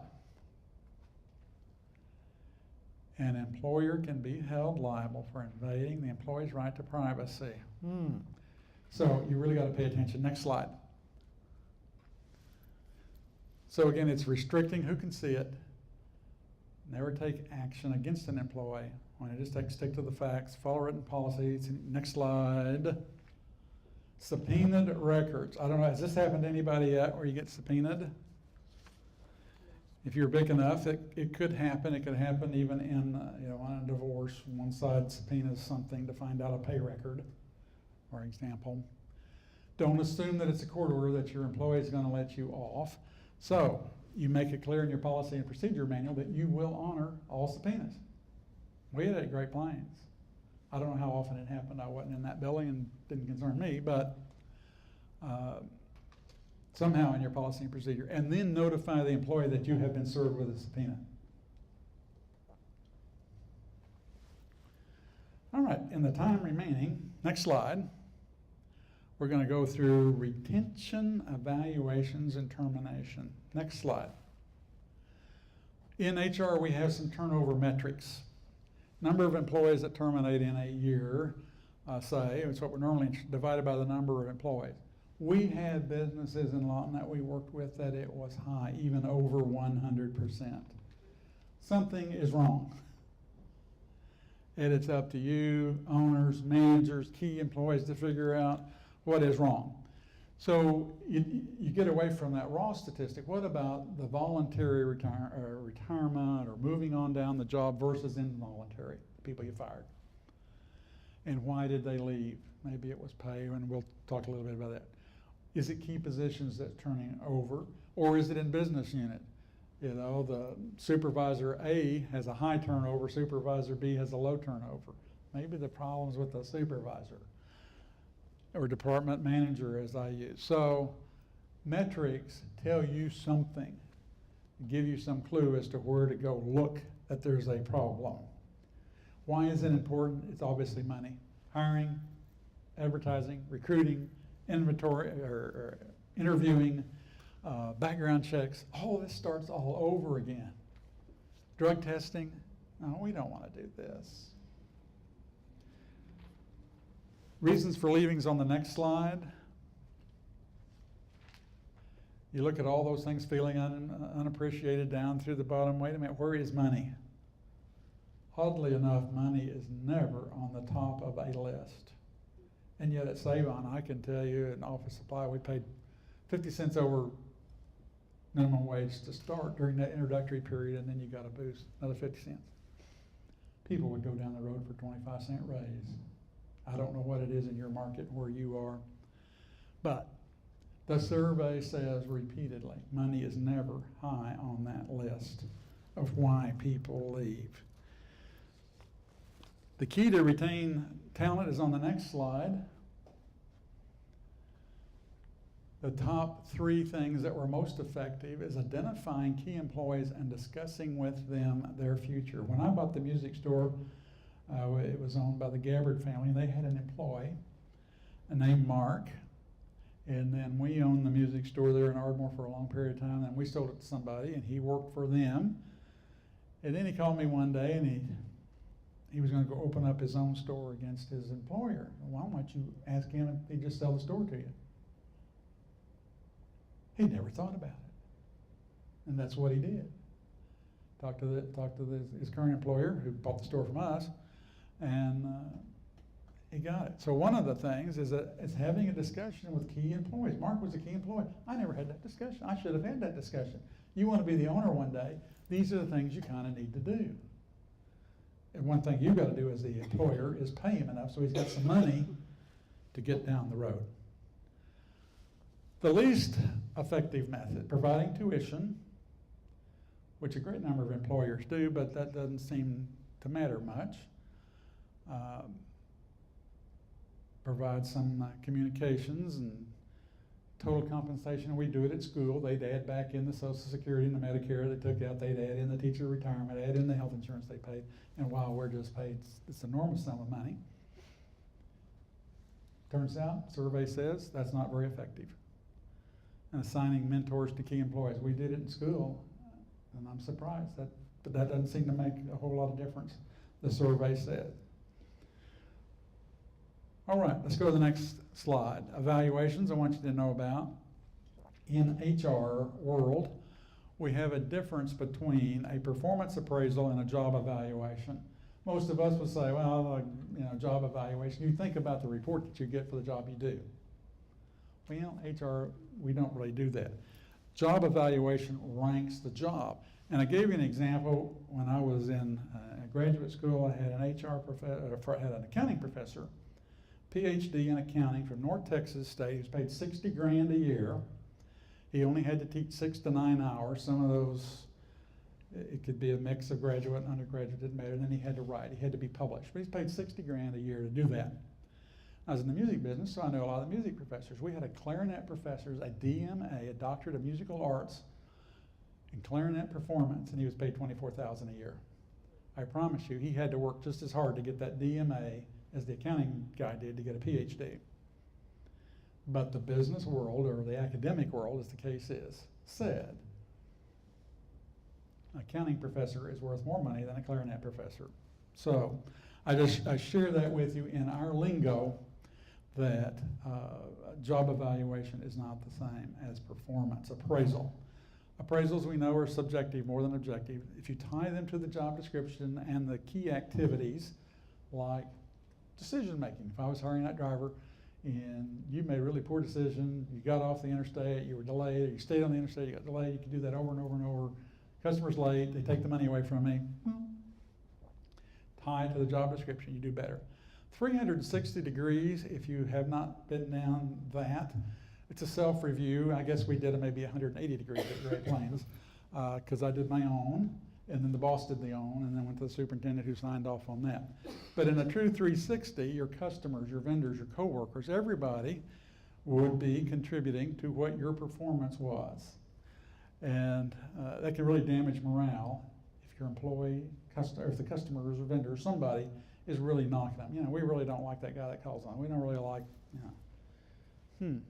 I just put that on there so you know that there is a negative. It sounds really good idea in practice, but if it comes back negative, it may impact morale. Next slide, please.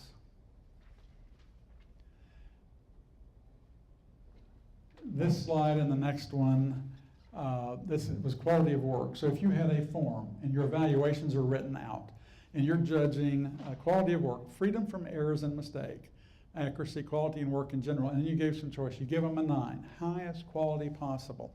Or you give them a 3, room for improvement, that kind of stuff. Next slide. Same thing, this was reliability. And so you get the point. You build your written document, all these categories of work that you're interested in, you score them, they score themselves, you add them up. Then what you do with that information is interesting too. You give them a pay raise, or maybe, next slide, keep them or terminate them. You got to make a decision if the case was serious. Next slide. I didn't pick this, but it seems appropriate. My boss only notices me when I make a mistake. If I stay home, I won't make any mistakes, and I'll finally get a promotion. Yeah, I thought it was fine. Okay, next slide. Preventive discipline. Let you look at the slide as I talk a little bit about. Again, policy and procedures. You outline what some of your work rules are. And we had a company in Lawton named Assurant. They were an inbound phone company, a phone center. And the employees would get to work. They would check in at their cubicle, literally on their computer. They didn't punch a card. It was all done online. They had a very, very strict policy. It was almost like 10 minutes or 15 minutes and a quarter, and if you were tardy, you were fired. Oh.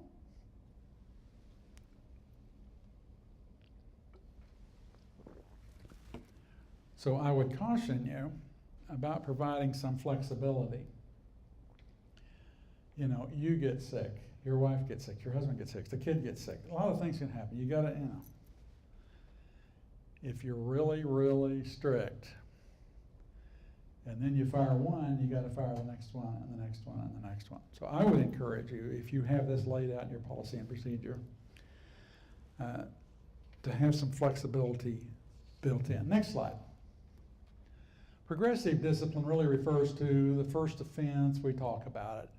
And the next time you talk about it, we'll write it, and you sign off on it, put it in your personnel file.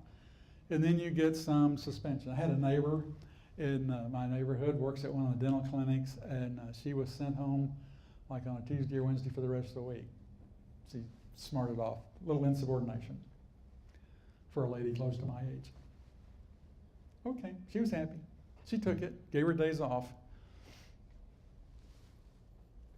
You could transfer somebody. It's just so bad you can't work in my unit, so you send them someplace else. Or you reduce pay, you demote them. You could terminate them, or you could have a performance improvement plan. This is where you, in a written form, this is what we're going to do. We're going to send you to this school, that school. You might outline what you expect. If you were rehabilitating a salesman, for example, and setting some goals, we expect you to make this goal by this time and this goal by that time. And if they don't, then we're going to set you free to go find some other employment. Even at the highest level, there are CEOs and presidents that have performance improvement plans. I was brought into one case in Lawton with somebody, and I visited with him. His board of directors talked to me, and so, okay, I'll go talk to him. I found a trainer in Texas that could do the training that was desired, and in the end, he didn't do it, and he moved on. So this could happen at the highest levels of a company. Next slide is important. Get your employee story, write it down. It ties them down, what they were doing, when they were doing, what they say happened, that kind of stuff. It shows two-way communication. You're interested. Demonstrate your fairness. Next slide. Well, guess what? If you keep somebody around you should have fired, you can get sued for negligent retention. Great, you get fired for, you get sued because you hired the wrong person. Now you get sued because you didn't fire them. Yes, it is possible. If you knew or should have known. Next slide. There it is. Knew or should have known. Next slide.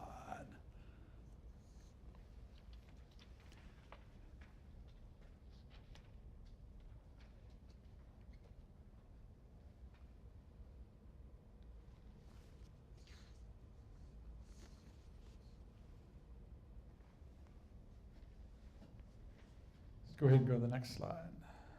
Ah, that's what I was waiting for. Thank you. There's an HR saying, document, document, document. So the best practices is you have somebody, you're counseling them, you make a record of it. And you make a record of it, and you make a record of it, and then there's no surprise when it comes time to fire them. Well, I didn't know. Yes, you did. If you document. Next slide. Oh, great. I can get sued, negligent hiring, negligent retention. Now I can get sued for negligent supervision. Yes. This does need to occur on the property. So for us as educators, it was something that might happen on our school grounds. Next slide. Reduce exposure, document, said investigate, exercise closer supervision. We had a case at Great Plains where we actually moved somebody from one building to another building to make that happen. Next slide. Adopt policies that require employees to report. This needs to go in your policy and procedure manual. Oddly enough, and I just heard a story 2 weeks ago,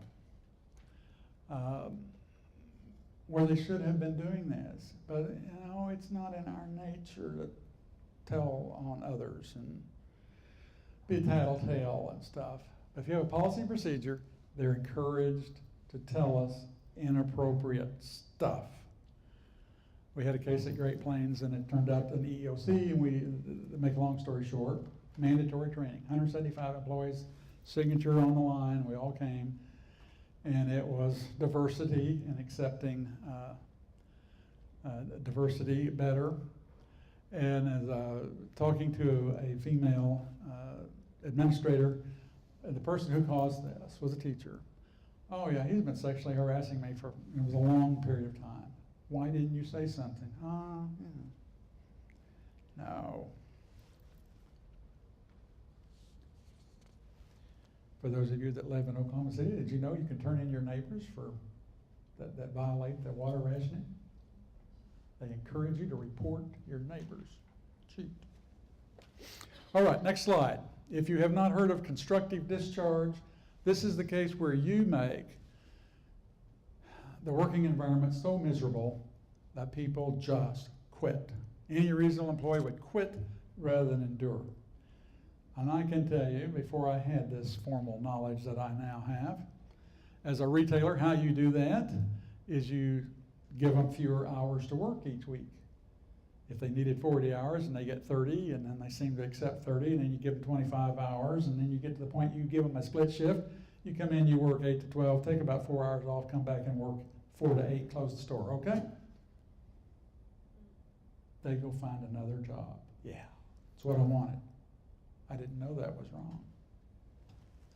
Could have sued us. Next slide. There's several things, not just what I might do as a manager, but what people that work for you might do. You might have so much harassment going on where one employee group picking on another employee. Just failure to give an employee anything to do. They just have me sit there. I don't do any work. So they go get something else. Dangerous duty, climbing up on a roof. I don't do that. Okay, we need to fire somebody. Next slide. How do we do that? Misconduct. And we're talking about just causes here. We got a few minutes left. So clearly, if you work down that left-hand column, if they did those things, we could fire them. Shouldn't be a problem. And on the right side, if you have documented this, it shouldn't be a problem. Unsatisfactory performance, late to work, poor quality. Again, that document, document, document. Next slide. Now, before you fire somebody, think about this. Are they in a group that's protected? Over 40. Did they miss a lot of work because now they were injured and had to go seek medical treatment? Or were they perhaps pregnant or whatever? Next slide. You can't discriminate. You can't fire somebody just because their wages got garnished. Now that makes sense. Or they went after their pension rights. Or, oh, so they served on a jury. You can't stop somebody from, you don't have to pay them the difference now. but you have to let them off if they got a summons to go be on jury duty. Or if they have a disability, you know better than that. Next slide. Job abandonment is the title of the slide, clearly. And if your policy and procedure manual, you outline that, it makes it pretty easy. Because you spelled out 3 days without any contact, or 5 work days, unexplained. Next slide. Why that's important, again, is being cautious. Even if you're thinking job abandonment, we had a situation at the Chamber of Commerce with an employee who left on maternity leave. We did not have FMLA, Family Medical Leave Act, not enough employees for that to apply. She gave a letter when she was going to come back to work. She didn't come back to work. At what point does it become abandoned? Well, she had a baby. And then that information that shouldn't enter into the picture, she's a daughter of a prominent family in town. So you've just got to be cautious before you terminate somebody, even when they're out. Next slide. So how many employees do you have to have? 50. For FMLA, 50 employees within 75 miles of each other, I think. Am I right? That's what I think it is. It's what it used to be. Looking at employee rights to leave, Family Medical Leave Act, again, if you're a small business, it doesn't apply to you. Oklahoma entitles you, for example, for voting. My wife did that just for fun after we sold our business and she worked at Teleferro Mental Health Center. She took 2 hours off to go vote. Oklahoma law allows it. So you can't fire him for doing that. She was just being honorary. Next slide is discharge in violation of what's called public policy. So for example, if you had a whistleblower, the second bullet there, somebody did a whistleblower on some contract you're touching, and no, you can't fire them for that. That'd be against public policy. Next slide. And then the next slide. We will get through this. Okay. Guidelines for termination. What was the basis? And we're talking about you as the owner, you as the key employee handling this. A legitimate business need or just cause. You reviewed it, executive, and we'll see slides on all of those points. Next slide. There's a legitimate business need. It could be downsizing. And you just simply terminate somebody and you're not ever going to replace that job. Again, you do have at will in our state, but you've got these little things of age group and disability group and pregnant and Next slide. You have just causes, serious misconduct, unsatisfactory. Next slide. You review it. You looked at your policy and procedure manual. Yep. Need to go. Next slide. That decision is yours. As a company owner or HR director or manager, it's yours because there's a high risk to the organization in case they sue us. So you got a litigation potential to evaluate, and you got physical violence. Most of you too young to remember where we got the term going postal. When a postal worker in Edmond went postal and killed co-workers in Edmond, Oklahoma. It happened on her birthday. Really? Yeah. August the 20th. There you go. I won't ask what year. I won't tell. You do need to rehearse what you're going to say. Pick the right day. Avoid holiday. Don't do this on the week before Christmas kind of thing. Birthdays, anything that could be insensitive. Deliver the message in private. Don't just go to their cubicle and do it in front of everybody. You think that's common sense, but you'd be surprised at folks that don't do that. Next slide, please. Have a witness. Very important. At the Chamber of Commerce, I was a witness. I was the chair of the Personnel Committee, not the Human Resources Committee, the Personnel Committee. And everybody that was terminated, I was the witness. And we had somebody that, a high-paid person, get paid, and he got his final check, and he got dismissed, and why, and all that. Then I accompanied him to his office to remove his personal effects. It's not a pleasant task. to be the witness. I saw him about 6 months later, and I cannot stand in front of the classroom and tell you what he said to me. No. He was still bitter. And I've seen him since then, and he still hasn't talked, but at least he hasn't cussed me out. I was just a witness. Do tell the reasons for the termination, the real reason. Don't sugarcoat it. Answer any questions, but it's not subject to debate. And this one eyewitness at the Chamber of Commerce, the young guy wants to debate it. But you didn't do this, you didn't do that. It doesn't matter. I promise the decision was already made. Okay, specific date when the employment ends. If you're firing somebody, it ends then. Best practices, even if you pay them 2 weeks pay, 2 months pay, I don't care. It ends. Next slide. And it's in that bottom bullet. We don't want them screwing up the computer, voicemail, email. We want to get their company credit cards so they don't go do something stupid. And that's why. Even if you give them some sort of severance, that makes you feel a little better. Do tell them about insurance, COBRA, if you're big enough that you have insurance and this continues, vacation pay, that kind of stuff. Next slide. Third learning point for the day. Confront the brutal facts. It's chapter 4 in this book. The brutal facts refer to the chapter about Admiral Stockdale, who was the highest ranking POW in the Vietnam War. He was a prisoner of war about 8 years, solitary confinement 4 years in, leg shackles like 2 years. He was Ross Perot's running mate, if you kind of remember that name. And somebody asked him, and it's in the book, who didn't make it out as a prisoner of war? And he said, the optimist. The optimists say, well, we're going to be home by Christmas. Christmas would come and they wouldn't. And then the optimists said, well, we'll be out by Easter, and Easter came and they weren't out. Well, we'll be out by Thanksgiving, and Thanksgiving came and they weren't. So it became the Stockdale paradox that while you want to retain faith that you're going to be successful, you want to face those brutal facts. And terminating somebody is brutal facts. I suspect, and I don't know this scientifically, that we hate this task because we feel responsibility. We hired somebody, we didn't motivate them right, we didn't train them right, we didn't do something right, and now we got to fire them. That's just my Charles personal opinion. I don't think anybody in this room would want to be fired, and you would have a difficult time doing it. But that's the brutal fact.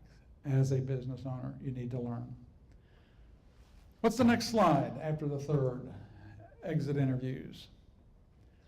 Same thing. I'm really past time. You can look at your handouts.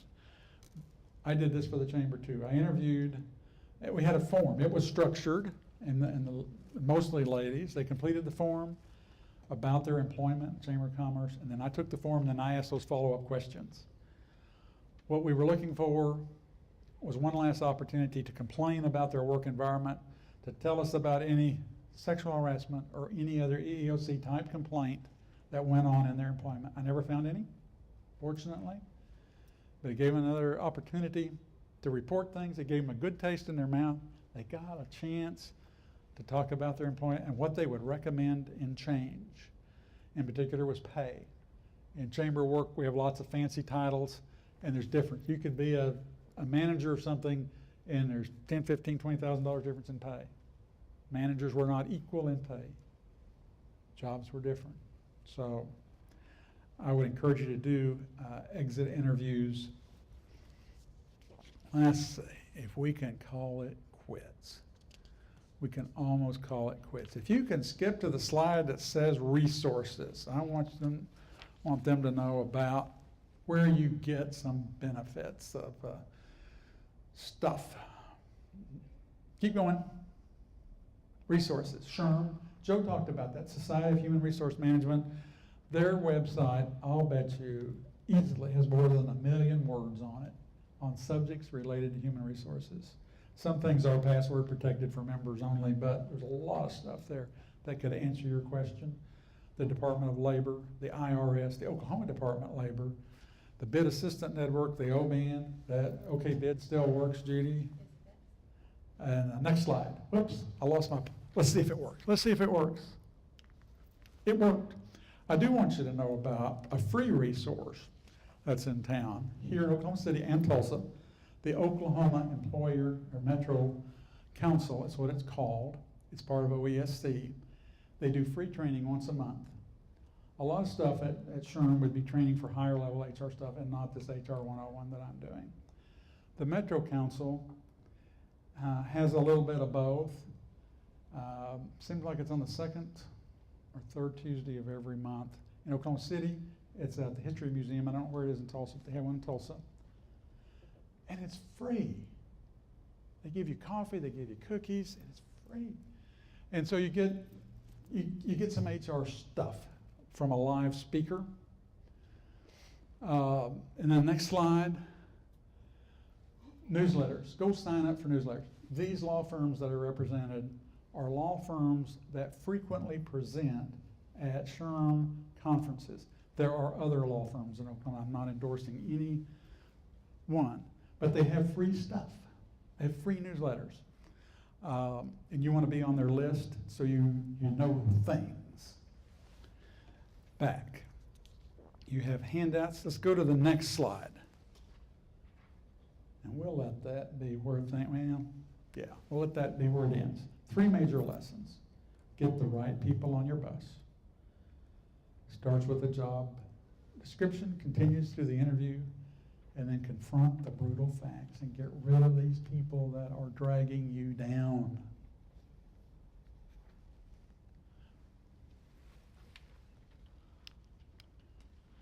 I did have a slide on ethics. I can give you a 2, 3, or 4 hour presentation on ethics someday. What questions you have, we'll come back to questions. And there you are. There is my contact information. I would be happy to answer your questions by email or phone call. I can qualify things and say I'm not a lawyer.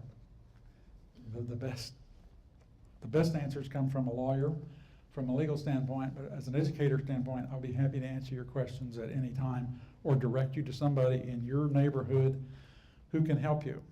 The little dog on the left, one of the things about my presentations, I always show pictures of my dogs. The one on the left is Dallas, a 10-year-old black and tan miniature dachshund. And on the right is a 4-year-old wired-haired miniature dachshund, both purebreds. That's one of those characteristic things of my classes. What questions do you want to ask right now while you're here with me? Yes, ma'am. I want to just be clear on the family and medical leave versus, does that apply to companies that are 50 employees? 50 or more employees. It used to be 50 or more employees within 75 miles. So a large company like Savon, where I worked, we did not come on the Family Medical Leave Act because we didn't have 50 employees within 75 miles of each other, even though we had 40 locations across the Southwest. Great. We were small business for that. For the government credit card, we were a large business. Is that the same as FLSA? No, that's the Family Medical Leave Act and Fair Labor Standards Act are two different. Fair Labor Standards Act gives you where minimum wage exempt and that kind of stuff comes from. 40-hour week. Thank you. All right, I'll turn it over to Veronica. Certificates, it looks like. Looks like, yeah,